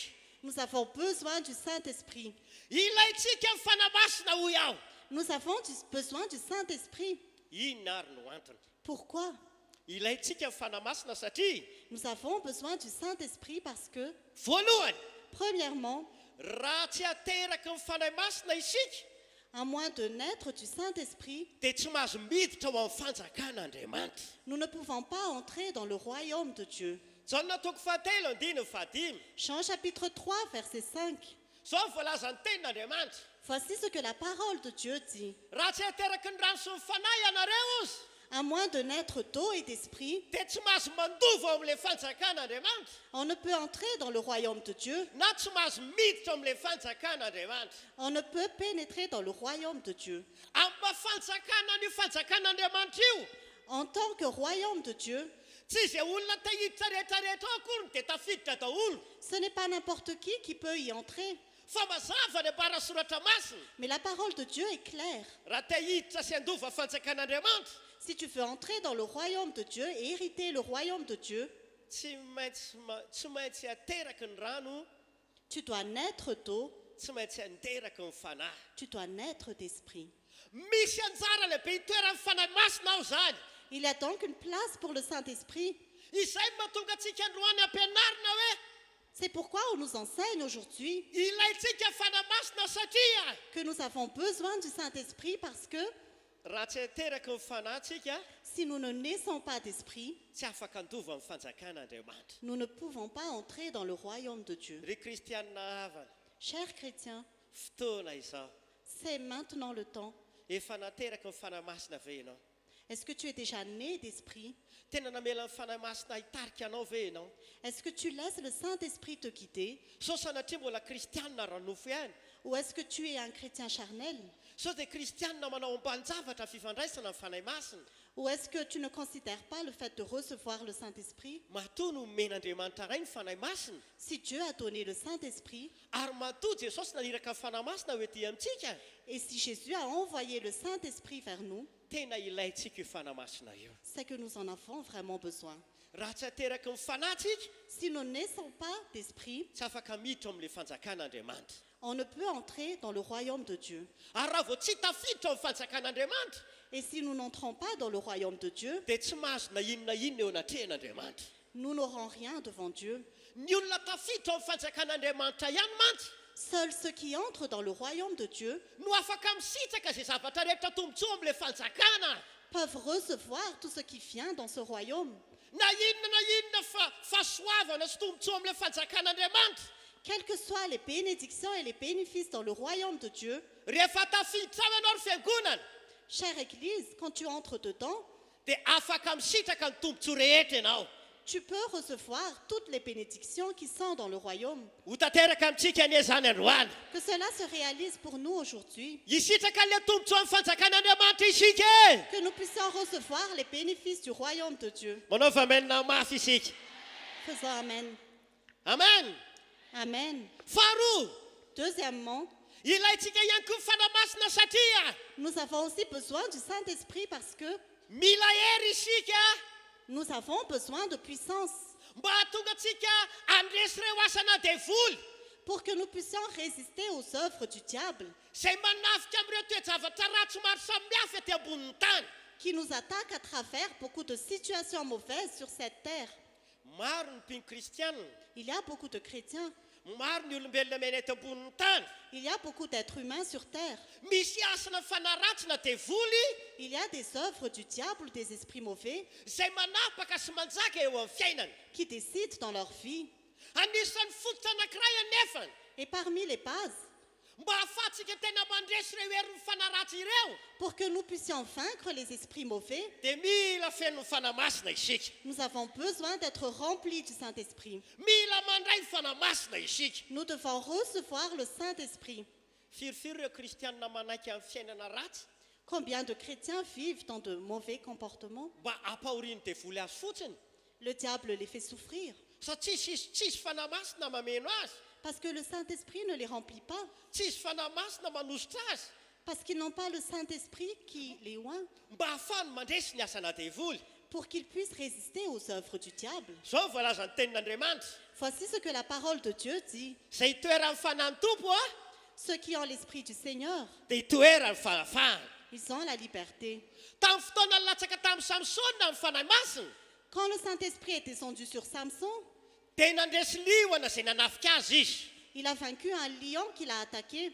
Ny liona dia tandidin'ireo fanahy ratsy na ny devoly. Le lion représente les esprits mauvais ou le diable Izay te hanafika amin'ny fiainan'ny olona dia ambonin'ny tany. qui veut attaquer la vie des hommes sur terre. Fa rehefa milatsaka amin'ny fanahy masina, Mais quand le Saint-Esprit est descendu, rehefa eo amin'ny olon'Andriamanitra amin'ny fanahy masina, quand le Saint-Esprit était dans les hommes de Dieu, dia tsy maintsy resy ny liona androany. les lions sont vaincus aujourd'hui. Izay endrika liona eo amin'ny fiainantsika Tous les lions dans cette vie ka nanafika antsika hatramin'izay, qui nous ont attaqués depuis, ho resy zany amin'ny anaran'i Jesosy. ils seront vaincus au nom de Jésus. Ho resy zany amin'ny anaran'i Jesosy Ils hoa. seront vaincus au nom de Jésus. Tsy Samsona reriny mandresy liona, Ce n'est pas Samson qui a vaincu le lion seul, fa ireo zanak'Andriamanitra rehetra nandray fanahy masina mais tous les enfants de Dieu qui ont le Saint-Esprit dia afaka mandresy ny liona androany. peuvent vaincre les lions aujourd'hui. Manao famenina mafy ianao e. Dites Amen très fort. Noho izany ary amin'ny tian'io ity, C'est pourquoi aujourd'hui, izay olona rehetra mahatsapa, tous ceux qui ressentent misy fanahy ratsy mety mamatotra anao, qu'il y a un esprit mauvais qui te lie, mety mampanofo ratsy ianao isak'alina, Peut-être qu'il te donne des cauchemars la nuit. mety mampirotana amin'ny fiainanao ao-tokantrano. Peut-être qu'il dérange ta fille dans ton foyer. Mitondra aretina miverimberina eo amin'ny tenanao. Ils entraînent des maladies récurrentes dans ta vie. Mesaka manapodika amin'ny fiainanao sy mifandraranao rehetra. Ils essaient de détruire tous tes biens et toute ta vie. Miomany ianao amin'ity maraina ity. Prépare-toi aujourd'hui. Ho anareo any an-tokantrano any. Pour vous qui êtes en ligne Zay manaraka izao fotoana izao. et qui suivez ce culte. Ho anao zay atao anatin'ny trano fivavahana. Pour vous qui êtes à la maison de Dieu. Ho afaka ianao androany e. Tu seras délivré aujourd'hui. Ho afaka sika rehetra androany ho a. Nous serons tous délivrés aujourd'hui. Zay endrika fanaratsy mampahory anao hatramin'izay. Quels que soient les esprits mauvais qui te font souffrir depuis. Natao resy zany amin'ny anaran'i Jesosy. Ils sont destinés à être vaincus au nom de Jésus. Satria ny fanahy masina miaraka amintsika eto. Parce que le Saint-Esprit est avec nous. Andray ny fanahy masina ianareo Jesosy Kristy. Nous allons recevoir le Saint-Esprit, dit Jésus-Christ. Zao le andro nitondroany Jesosy Kristy a. Ce sont les derniers jours que Jésus a désignés Ahafahantsika mandray izany fanahy masina izany. pour que nous puissions recevoir le Saint-Esprit. Satria maro ireo karazana ataka alefa ny devoly. Parce qu'il y a plusieurs attaques venant du diable Zay mampahory fiainan'ny olombelona be dia be ety ambonin'ny tany. qui oppriment la vie de plusieurs personnes sur terre. Fa rehefa amintsika amin'ny fanahy masina Mais quand le Saint-Esprit est en nous ka manao ny hetsika rehetra androaka izany fanahy ratsy zany itsika et que nous chassons ces esprits mauvais, dia tsy maintsy mpandresy ny olon'Andriamanitra. le peuple de Dieu est toujours vainqueur. Tsy maintsy mpandresy ho an'ny olon'Andriamanitra. Le peuple de Dieu est toujours vainqueur. Amen na. Amen. Amen. Amen. Fahatelo. Troisièmement, Ilaitsika ihany koa ny fanahy masina satria nous avons aussi besoin du Saint-Esprit parce que mila niaron'ny fanahy masina isika nous avons besoin de la puissance du Saint-Esprit mba handraisantsika amin'ny fakapana sy ny ota pour résister à la tentation et au péché ary atonga antsika haritra hatramin'ny farany amin'ny fampona an'Andriamanitra. et pour que nous puissions persévérer jusqu'à la fin dans le service de Dieu. Misy karazana mpino kristianina mantsy Il y a certaines personnes qui sont croyants, lavo matetika ao anatin'ny fahotana. mais qui tombent toujours dans le péché. Sasatry mibebaka izy. Ils se repentent tout le temps. Mety olona mba mpitory-teny izy. Peut-être qu'ils font des prédications. Mety olona mba mandohalika amin'ny vavaka ihany izy. Peut-être qu'ils s'agenouillent pour prier aussi. Mba olona miditra ao am-piangonana ihany koa. Ils entrent aussi dans l'église. Fa tsy vitsy ange ireo olona tena mbola miaina amin'ny fahotana. Mais ce n'est pas peu de personnes qui vivent encore dans le péché Ary lavo matetika ao anaty fakapanahy. et qui tombent souvent dans la tentation. Ny fakapanahy dia fitaovana mahery vaika anankiray La tentation est un instrument puissant hoentin'ny satana manafika olona maro ety ambonin'ny tany. que Satan utilise pour attaquer plusieurs personnes sur cette terre. Anisan'izany tsika vahoaka an'Andriamanitra. Parmi ceux-là, nous qui sommes le peuple de Dieu, Raha mbola eto ambon'ity tany ity mantsy tant que nous sommes sur cette terre, dia misy fakapanahy eto ry havana. il y aura toujours des tentations, bien-aimés. Tsy resintsika amin'ny herin'ny nofontsika zany. Nous ne pouvons pas les vaincre par notre chair. Tsy resintsika amin'ny herin'ny tenantsika maha-olombelona fotsiny zany. Nous ne pouvons pas les vaincre par notre propre force humaine. Fa ny fanahy masina no anisan'ny hery anankiray. Mais le Saint-Esprit est la puissance Manohana antsika andresentsika amin'ny fakapanahy sy ny ota. qui nous donne la force de résister à la tentation et au péché. Fa tsy izany ihany ny fiangonana. Mais ce n'est pas seulement cela, chère Église. Fa tian'Andriamanitra nge tsika haritra hatramin'ny farany amin'ny fampona azy. Mais Dieu veut que nous persévérons jusqu'à la fin dans son service. Tsy amin'ny fanombohana fotsiny zava-dehibe. Ce n'est pas seulement le service qui est important. Fa androany te hampahery anao. Mais aujourd'hui, j'aimerais t'encourager. Jesosy Kristy dia laza Jésus-Christ a dit fa mila maharitra hatramin'ny farany isika. que nous devons persévérer jusqu'à la fin. Firifiry nefa ry havana ireo efa nanolo-tena. Combien de personnes ont déjà consacré leur vie? Ny voateona ten'Andriamanitra mihitsy Ils ont fait un feu devant Dieu, hoe za tsy hiala amin'ny Jesosy que je n'abandonnerai jamais Jésus. misy ireo efa nahita asa lehibe mahagaga nataon'Andriamanitra teo amin'ny fiainany. Il y en a qui ont déjà vu beaucoup de miracles que Dieu a fait dans leur vie. Sitrana ny kanserany. Ils étaient guéris du cancer. Afaka tamin'ny famatorany devoly izy. Ils étaient délivrés de l'emprise du diable. Tena nisy fitahin'Andriamanitra lehibe ny fiainany manontolo. Il y a vraiment une grande bénédiction de Dieu dans leur vie entière. Fa rehefa tonga ny fotoana fanafian'ny devoly Mais quand le diable vient l'attaquer, dia niala tamin'Andriamanitra ny olona. il s'éloigne de Dieu. Tsy naharitra hatramin'ny farany izy. Il ne persévère pas jusqu'à la fin. Fa niembotra tamin'ny fanarahana an'i Jesosy. Il a reculé devant Dieu. Ry hava malala ao amin'ny tompo. Bien-aimé dans le Seigneur, Tsy hoe fanombohana fotsiny ilain'ny tompo. Ce n'est pas seulement le service que Dieu attend. tsy hoe mijanona eny an-tenatena ny isika rehefa manompo an'andriamanitra Ce n'est pas que nous nous arrêtons au milieu quand nous servons Dieu, fa mila maharitra hatramin'ny farany mais nous devons persévérer jusqu'à la fin. na inona mitranga Quel que soit ce qui arrive, na inona miseho et quoi qu'il advienne, engany haritra hatramin'ny farany isika que nous puissions persévérer jusqu'à la fin. tandre miso mamita tena riavana Ne te trompe pas par de vains raisonnements. tsy ny zavatra mety ataon'ny olona ao am-piangonana Ce n'est pas ce que nous faisons à l'église, na tonga na hembotra sy verin-dalana que nous reculons ou nous repoussons chemin, tsy toetran'ny olona anankiray que ce ne soit pas à cause du caractère de quelqu'un ny atonga anao hiala ami jesosy que tu vas abandonner Jésus. tsy hoe ny fizany-toetra ihany koa ohatra Ce n'est pas à cause des épreuves zay ny aviana fa tahaka ny mafy qui est vraiment trop dur pour toi, izany no tatavinao ampiala amin'andriamanitra que c'est ce qui va te faire éloigner de Dieu. fa na inona mitranga Mais quoi qu'il advienne, na inona miseho quoi qu'il arrive, tsika tsy miala ami jesosy nous ne nous éloignerons jamais de Jésus, fa ny jesosy mandrakizay e mais nous serons à Jésus pour toujours. do hitehaka mafy a tompo e Acclamons fort le Seigneur.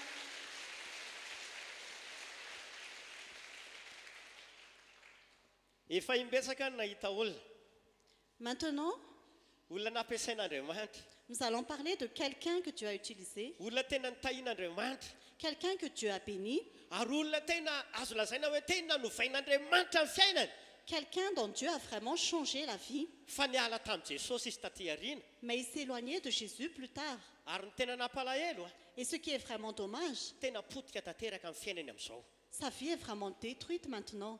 tsy ampitahotra anao amin'ity fijoroavolombelona ity Ce n'est pas pour te faire peur que je vais témoigner, fa ty ampisaintsaina anao ahako mais j'aimerais que tu médites sur cela, hoe tsy vahaolana ny miala ami jesosy que ce n'est pas une solution de s'éloigner de Jésus, tsy vahaolana ihany koa no mifindra fiangonana ce n'est pas une solution de changer d'église, na inona misy eo amin'ny famponan'andriamanitra quoi qu'il advienne dans le service de Dieu. tsy diso andriamanitra riavanao Dieu ne se trompe pas, bien-aimé. matoa ianao tato ny nateraka indray Si Dieu t'a mis ici, matoa ianao tato ny nandray ny filazantsara si c'est ici que tu as reçu la parole de Dieu, dia jesosy zany mahafantatra donc Jésus sait fa eto mety hitazana amin'ny fananao que c'est ici que ton âme doit être forgée. eto ny mety hitombonao amin'ny famponan'andriamanitra C'est ici que tu peux grandir dans le service de Dieu. ary eto no anomanantsika ny fadianantsika makany amin'ny mandrakizay Et c'est ici que nous préparons notre arrivée dans le royaume de Dieu. eno eny ty fijorovavolombelona ity e Écoutez bien ce témoignage. misy namako anankiray tsy lavitra ny trano misy anay Il y a un ami qui n'habite pas loin de chez nous. olona tena naditro io lehilahy io C'est quelqu'un qui faisait vraiment de mauvaises choses. napiaiky ny olona maro teo tanàna ny laza ratsiny Il avait vraiment une mauvaise réputation. fa taty arina izy a nandray filazantsara Mais plus tard, il a entendu l'évangile. nandray an'i jesosy izy Il a reçu Jésus ary lasa nandroso nanompo an'andriamanitra et il a servi Dieu. tena hita hoe niova ny fitoratenany Sa vie a vraiment changé. ny tanàna ny olona ray tanàna Tous les gens dans le quartier dia tena niaiky hoe misy andriamanitra étaient convaincus que Dieu existe ary nanova olona tokoa izy et qu'il transforme les gens. satria le lalaratsy fitondratena Parce que celui qui avait un mauvais comportement lasa olona mpitory filazantsara est devenu un prédicateur. lasa ny akanjo tsara izy Il s'est bien habillé. teneniko aminareo a Ce que je vous dis, fa isanandro sanandro io lehilahy io tsy miala kostara c'est que chaque jour, cet homme porte un tailleur. tena hoe dia za ndray no miteny hoe tena pastera be raha ty lehilahy ty Et je me suis dit que c'est vraiment un grand pasteur, cet homme. satria tsy miala kostara zany ary ny farafaratsiny tsy maintsy manao vesta izy isanandro Parce qu'il porte toujours un costume ou une veste chaque jour. dia isanandro izy miaraka amina cartable kely anankiray zay Et chaque jour, il porte un petit cartable. dia voatetiny daholo ty tanàna ray manontolo ty Et il visite tous les quartiers hitoriny ny filazantsara pour prêcher l'évangile. ary nampahery dia izao Et ce qui est dommage, c'est ceci. zay olona rehetrarehetra hitoriny filazantsara sy hijorovavolombelona Ce qui est encourageant, c'est que toutes les personnes à qui il témoigne et qu'il prêche l'évangile, dia mandray anazy daholo ils le reçoivent tous, tsisy mandà zany sans exception. ary lasa mandroso mivavaka Et ils servent Dieu. fa inona hoy zareo zavatra nitranga Mais qu'est-ce qui s'est passé, dites-vous? taona maro taty ariana Plusieurs années plus tard, tao amin'ny fiangonana nisy azy izy tamin'izany fotoana il était dans son église en ce temps-là. dia nisy vehivavy anankiray mba nandrindriny ny fony tao Et il avait une femme que son cœur a désirée. dia niteny tamin'ilay mpanompon'Andriamanitra ray ara-panahiny izy Et il a dit au serviteur de Dieu, hoe paster metimety amiko ilay rana vavy ohatr'izao Pasteur, cette sœur me convient. dia ozy paster ary se aza mbola miaraka amin'iny olona iny aloha ianao Et le pasteur a dit, non, ne sors pas encore avec cette femme. dia rehefa nanomboka nanao dingana nitory fitiavana tamin'ilay ranabavy koa izy Et quand il a commencé à déclarer son amour à cette femme, dia nandahazy ilay ranabavy tamin'izany fotoana cette femme a refusé en ce temps-là. dia inona hoe ianareo ny zavatra nitranga Et qu'est-ce qui s'est passé, dites-vous? zao ny teneny hoe za tsy hivavaka ao intsony Il a dit, je ne vais plus prier là, fa olona mpanavakavaka no aho parce qu'ils font des distinctions de personnes. manavakavaka olona ho ny paster Il a des distinctions de personnes dans cette église. lazay fa manavakavaka olona ho ny le vehivavy Il dit que la femme fait une distinction de personnes. dia gaga amin'izay aho Et j'étais étonnée. iny izy fa tsy tena mitory filazantsara ntsony Petit à petit, il ne prêchait plus l'évangile. manomboka tsy dia nanao costara ntsony Il ne mettait plus de costume. dia nisy fotoana izy niteny tamiko hoe za mba hivavaka any aminareo Et un jour, il m'a dit, je veux prier chez vous. dia za moa nampahery azy hoe ndana foana any amin'izay nitondran'ny tompo anao aho Et je l'ai encouragé. Non, va toujours là où Dieu te conduit. ataovy misy eon jesosy eo amin'izay nitoerana nitondrany anao Accomplis la mission de Jésus là où il t'a placé. dia nahita côté ratsy be dehibe izy anaratsiana atao amin'ilay fiangonana Et il a vu beaucoup de mauvais côtés dans cette église. ary nefa rany dia tsy nanaraka an' jesosy tsony Et finalement, il n'a plus suivi Jésus. tsy naharitra hatramin'ny farany izy Il n'a pas persévéré jusqu'à la fin no nitranga anankiray nyseho tahaka izany à cause d'une seule chose. dia rehefa nandeha ny fotoana Et quand le temps a passé, potika ny fiainan'raha lehilahy sa vie a été détruite. lasa olona lasa dala Il est devenu malade mental. lasa verisaina dia miteny ndre reny an-dalana Il est devenu malade mental. Il parlait tout seul dans la rue. ary nahitako azy taty ariana Et je l'ai vu plus tard. olona maloto tsy mahandro intsony Il mettait des habits sales. Il ne se peignait plus. maloto ny tenany ray manontolo Il était sale de la tête aux pieds. feno volombava ny teny lava be Il avait beaucoup de poils sur son visage. ary ny olona rehefa fanena amin'ny eny an-dalana Et quand les gens le rencontraient dans la rue, mitsoaka daholo ny olona satria ohatry ny olona dala izy les gens s'enfuyaient parce qu'il avait l'air de quelqu'un qui était fou. rehefa manatona anazy aho moa Et quand je me suis approchée de lui, dia mbola zao ny teneniko migaraina voici ce que je lui ai dit. verena amin'i jesosy Reviens à Jésus. aza miala amin'andriamanitra Ne t'éloigne pas de Dieu. dia rehefa za moa no miresaka aminazy Et quand je lui parlais, dia miresaka tsara izy il parlait bien. ary izy dia zao ny teny mba ome vola pastera Et il disait, donne-moi de l'argent, pasteur. ary nahitako azy farany a Et quand je l'ai vu en dernier, mitsindroka fako eny amin'ny poubelle il était en train de ramasser des ordures dans la Les- poubelle. lay fako maloto reny Les ordures qui sont sales. reny no hohanina Il mangeait cela. niteneniko mafy izy tamin'izay fotoana Et je lui ai parlé en ce temps-là.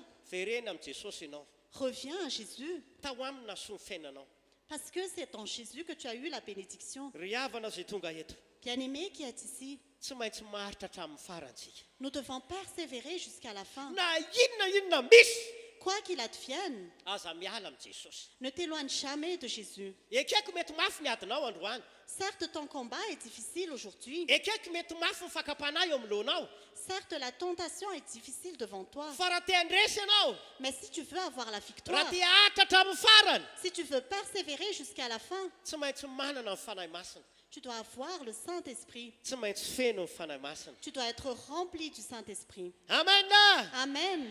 mahatra hatramin'ny farany amin'ny fahamponan'ny tompo e Persévérant jusqu'à la fin dans le service de Dieu. amen Amen. faefatra Quatrièmement, ilayntsika ny fanahy masina satria nous avons besoin du Saint-Esprit parce que ny fanahy masina ny tompo kase famantarana fa n'andriamanitra isika le Saint-Esprit est le sceau que nous avons, l'Esprit de Dieu. ny fanahy masina ny tompo kase famantarana Le Saint-Esprit est l'empreinte de Dieu pour savoir fa tena an'andriamanitra marina isika que nous appartenons vraiment à Dieu. i paoly apôstôly dia nanoratra atao amin'ny epistiliny efesosy L'apôtre Paul a écrit dans Éphésiens, efesianina toko voalohany andiny fahatelam-bifolo Éphésiens chapitre 1, verset 13. ao aminy koa ianareo rehefa renareo tenin'ny famarinana dia ny filazantsara ny famonjenanareo eny ao aminy koa ianareo rehefa nino no nasiana tombo kase tamin'ny fanahy masina arak'ilay teny fikasana En lui, vous aussi, après avoir entendu la parole de la vérité, l'évangile qui vous sauve, En lui, vous avez cru et vous avez été marqués de l'empreinte du Saint-Esprit qui vous a été promis. Efesianina toko faefatra andiny fatelopolo. Éphésiens chapitre 4, verset 30. Zao vaky ny teny. Voici ce qui est écrit. Aza mampalahelo ny fanahy masin'Andriamanitra izay nanasiana tombo-kasehanareo ho amin'ny andro fanavotana. N'attristez pas le Saint-Esprit de Dieu par lequel vous avez été marqués d'une empreinte pour le jour de la libération. Mazava ny abaran'ny tenin'Andriamanitra La parole de Dieu est claire.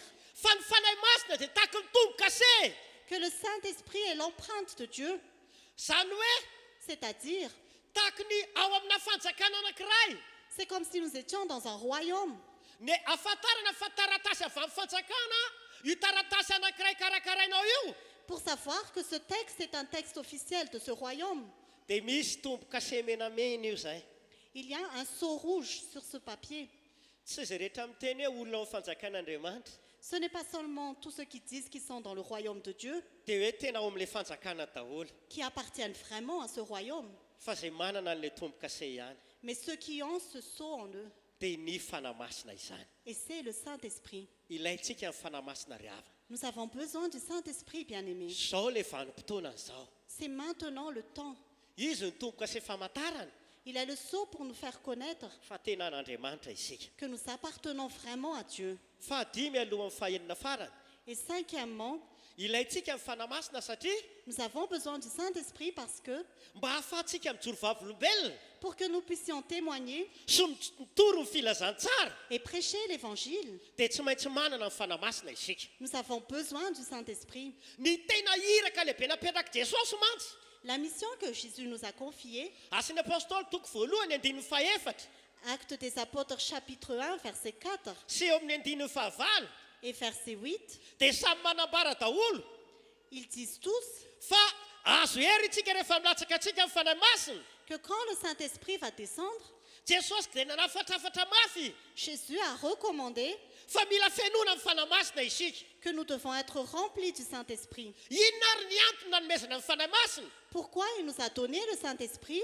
Ny olon'Andriamanitra rehetra tsy akanavaka Tout le peuple de Dieu sans distinction, na voamaly izy nandrainy Jesosy, même s'il a reçu Jésus hier, na voandroany izy nandrainy Jesosy, ou s'il a reçu Jésus aujourd'hui, na ray volana na roa volana firy taona, ou il y a 1 mois, 2 mois, ou quelles que soient les années, dia tsy maintsy mitory filazantsara sy mijoro vavolombelona.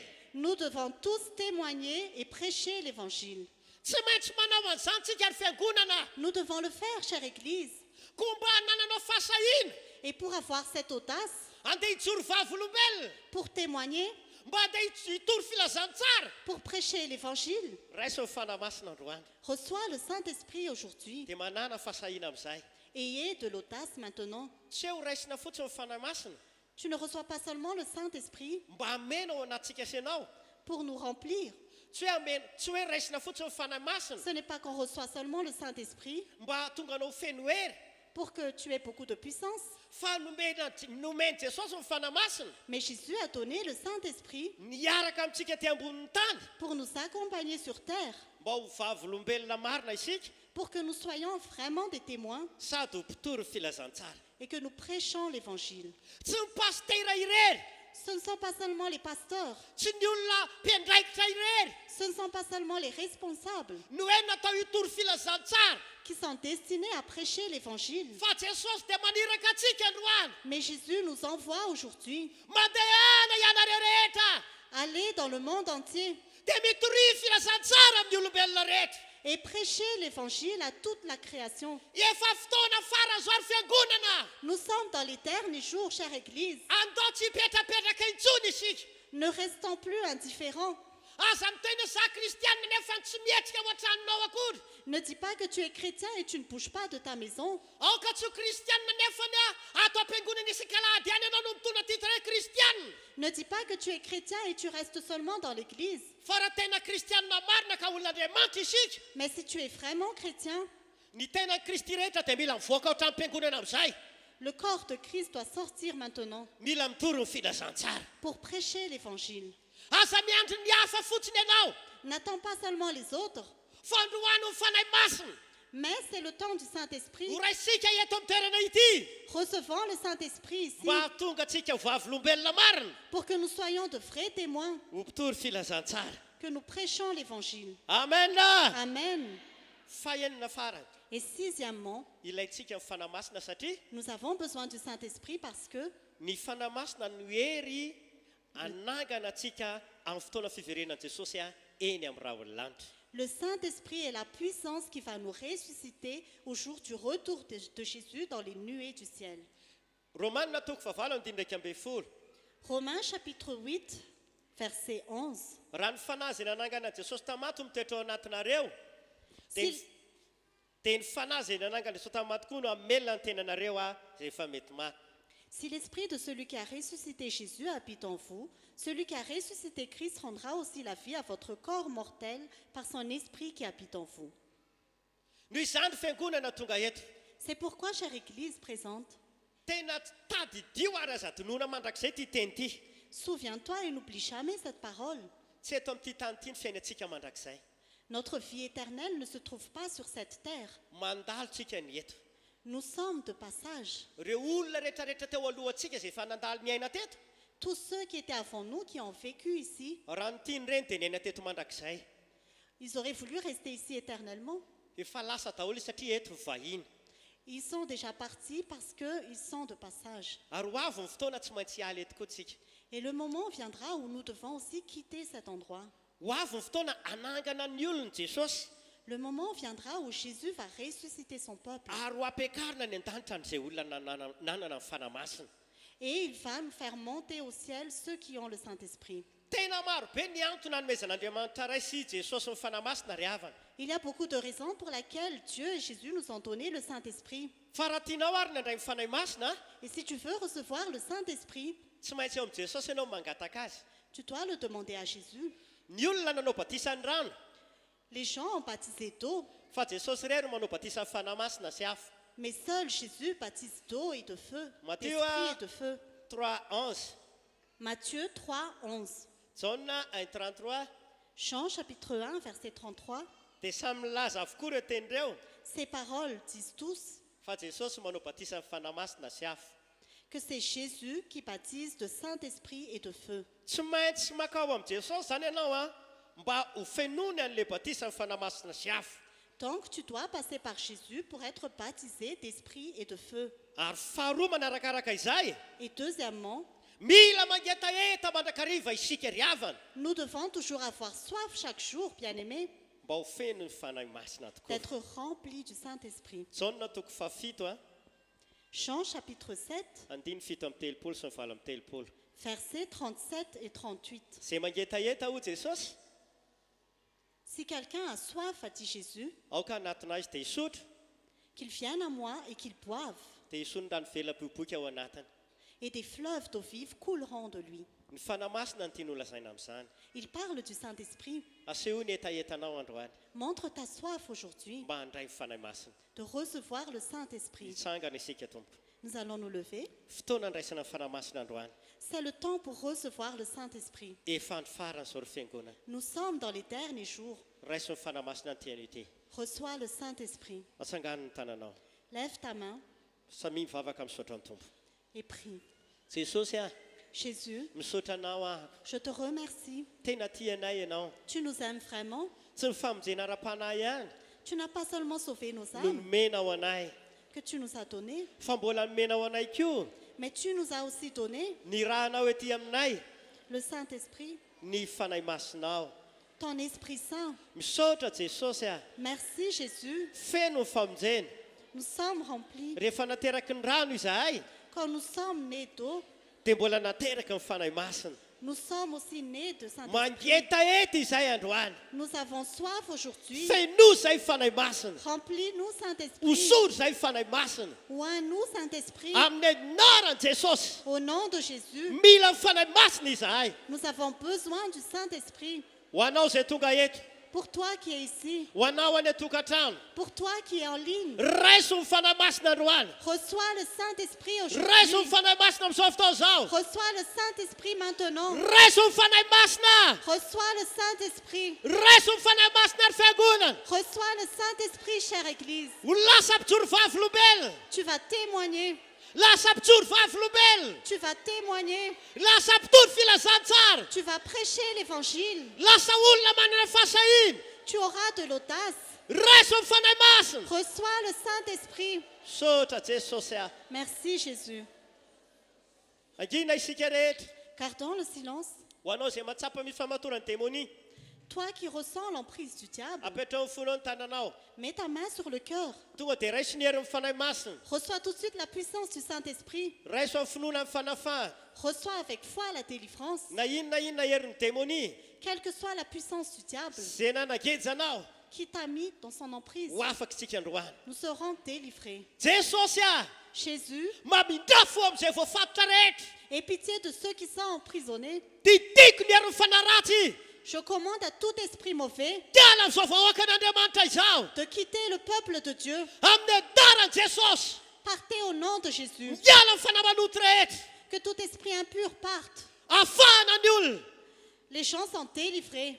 sitanina amin'ny marary Les malades sont guéris. fahana ny olana Les problèmes sont résolus. ahafahana amin'ny vahoaka an'andriamanitra Le peuple de Dieu est délivré. amin'ny anaran'i jesosy Au nom de Jésus.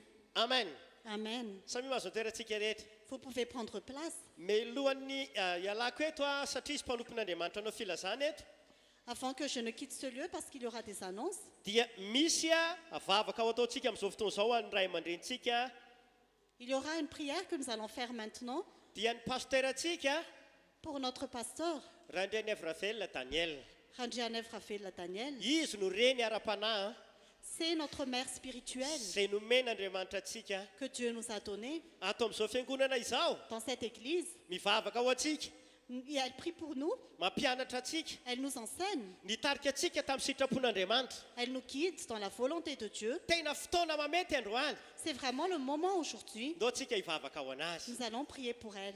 andao ary hivavaka tompoko Nous allons prier. jesosy eo misaotra anao zahay Seigneur Jésus, nous te remercions. asandrato ny tananao ankavanana Lève ta main droite, na tsy eto ary ny ray aman-drentsika même si elle n'est pas avec nous. hivavaka ho azy isika Nous prions pour elle fa miaino andriamanitra parce que Dieu nous écoute ary valian'andriamanitra mivavaka et Dieu répond à nos prières. raha tena omponao ny fitiavana azy Si tu l'aimes vraiment, mivavao azy amin'izao fotoana izao prie pour elle maintenant. ho eto ambavaka izy Prie pour elle. vavao amin'ny ara-panahy Intercède pour sa vie spirituelle. vavao amin'ny asa fanompony Intercède pour son service. vavao amin'ny tenany sy ny fahasalamana Intercède pour sa santé et son corps. vavao amin'ny fiainany rehetra sy ny ankonana Intercède pour toute sa vie et sa famille. amin'ny anaran'i jesosy Au nom de Jésus. tahio andriamanitra ny reninay ara-panahy Bénis notre mère spirituelle, Seigneur. hitany ara-panahiny ianao Bénis son esprit, Seigneur. hitany asa fanompony ianao Bénis son service, Seigneur. mbola hitatra sy velatra ny antsony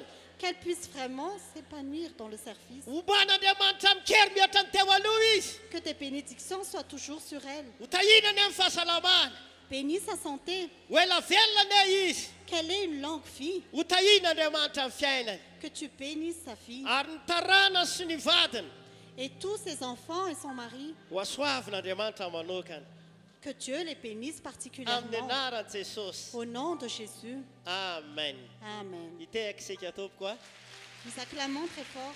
dia manasa an'ireny mpianakaviana rehetra hitsangana amin'izao fotoana izao a fa hivavaka ao anareo a izahay ireny mpianakaviana rehetra J'invite toutes les mères à se lever. Maintenant, nous allons prier pour vous.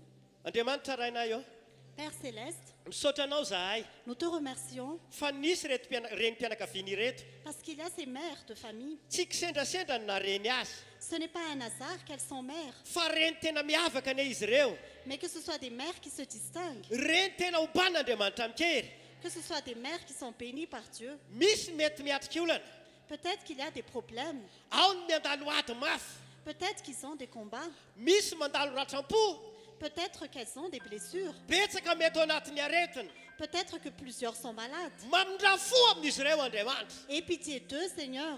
Amin'izao fiatin'ny reny zao, En cette fête des mères, mivavaka ho an'izy ireo izahay. je prie pour elles aujourd'hui. Ho reny tena fitaovana mahery vaika eo tanan'Andriamanitra izy. Que ce soit des mères qui sont des instruments puissants dans les mains de Dieu. Ho sitrana ny anyratra ao anatiny.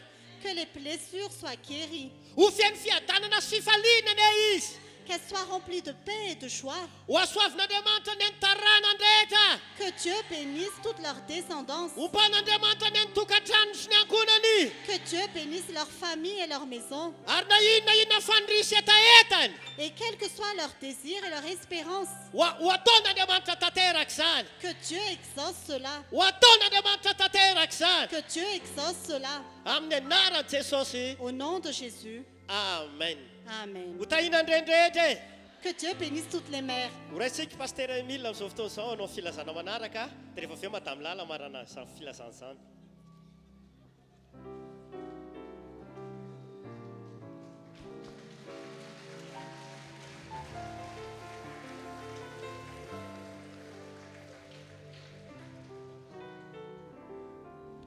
Alléluia.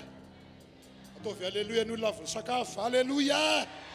Alléluia. Ie mamerina fiarabana izay efa noentin'ny mpanompon'Andriamanitra miarahaba ny reny rehetra ny tompony ombanao. Reny spesial ianao. Reny mandresy ady ianao. Reny vavolombelona eny amin'ny toerana misy ianao ianao. Amen na. Aza mampitovy ny tenanao amin'ny olona sy manana an' Jesosy. Fa ianao reny ato amin'ny tompo misantatra ny fandresena ka dia mifalia amin'izay anjara nomen'ny tompo anao zany. Amen. Satria anao filazana moa tompoko no napiakarana eto isaorana amin'ny mpanompon'Andriamanitra nanome azy. Isika eto amin'ny fiangonana Refia Antananarivo dia manana esika lehibe izay sy mahazatra hatao amin'ny 13-14 juin esy amin'ny tany malalaka ny Madarel. Aiza hono Asabosy sy Alahady izy io. Sy mahazatra ho iaho satria efa misy an'le anina riso ihany sorana ny teknisianina. Sindry ny fanahy nataon'ny tompo ao amin'ny mpanompony hitory filazantsara goavana be isika. Amen na. Dia raha olon-kafa aza moa asaina hizarana an'ity zavatra hitasika ety dia ianao ndray veny mbola ho isan'ny ho asaina amin'ny fianao zanakato hatrany. Sasy marina zany. Ianao zany tokony efa sy fanasana soniny ianao fa ianao misy ny manatanteraka azy. Sasy zany ve raha olon-kafa aza ilazasika famonjena dia ianao ve mbola sy ho azo antoka ho voavonjy. Ny tiako ambara ianao efa isan'ny olona voavonjy fa sy maintsy tonga eo anefa isika mba ho fitaomana ny namasika. Mazava ve tompoko izany. Dia misy an'ity io efa voalaza efa hita eo ny sariny. Ity trakta ity ho zaraisika ieny rehetrendry. Dia araky ny fanentanana ny meno mpanompon'Andriamanitra saotran'le fizarana trakta mahazatra hoe zany tsy iny le izy fa lalana anankiray hitorisika ny fanjakan'Andriamanitra. Taovatsao hoe zay mandray an'izany hoe azonao le izy zay misy lalana anankiray hitorisika ny famonjeny Jesosy. Rehefa manolotra azy ianao vao manolotanana izy handray an'ity dia homany ny sainao. Inona no ambaranao eo? Andresy lahatra azy ho an'ny fanjakan'Andriamanitra. Amen na. Zany hoe sy zarazaray posina ohatry ny taratasy amin'ny nosana mofo gasy fa zaraina handresen-dahatra azy ho an'ny fanjakan'Andriamanitra. Voaray ve tompoko? Raha vao manomboka manao ohatr'izao ny tanany dia torio Jesosy hoe fotoany zao mendrika handray filazantsara ianao, mendrika handray famonjena ianao. Jesosy Kristy maty eo ambony azo fizaliana, ianao ny tao am-pony amozy ianao izy ka dia raiso ny fanasana. Misy fitoriana filazantsara lehibe dia ambaranao amin'izay momba nyity hatao esy amin'ny aiza le teneniko teo tany malalaka amin'ny Madarel. Araky ny voalazan'ny mpanompon'Andriamanitra efatra amin'ny zoma tsy ariary tompoko ny nanaovana azy. Vola be ny laniny tamin'ny fanotanany ity noho izany aoka mba ho ny ao am-pony ihany koa no ao am-pontsika. ny ao am-pony dia ny hoe mba vao mandray an'ity ny olona dia voavonjy dia nao ihany koa zany mba tokony hanana an'izay toetra zay hoe ho vonjena ne ianao amin'ny fandraisana an'ity dia tonoony aminy ny fiadanana dia le olona nomena ho azy a dia mba somary ampaherezy hoe rehefa ho tonga dia mitenena dia za mba hikarakara amin'ny plasinareo ohatra satria efa nanofa seza lafo misy sika ao hipetrahan'le olona invité sika zany tsy maninona na misangana rehefa feno ny plasy fa ny olona nasa isika kosa dia mba ho apetraka sika izy regny voaray ve tompoko ho zaraina amintsika ary izy ty tamin'ny maraina zao nahita singa ny rainy mba nalain'le olona lehibe ny finoanao ianao ve dia olona ray ihany amin'le firy moa ny daty ny teneniko teo dia ray veny mba ho resenao lahatra noho izany a zay zaka ny finoanao resiny raha ray moa ny zakany a sy manometsy ny tompoko fa kosa ho zaray isika mpitiavana hoentsika mitory ny filazantsara ndao tetanana mafo an' jesosy a dia anatina hira fiderana no entsika mizara azy zany tompoko zaraina eny amintsika enyle izy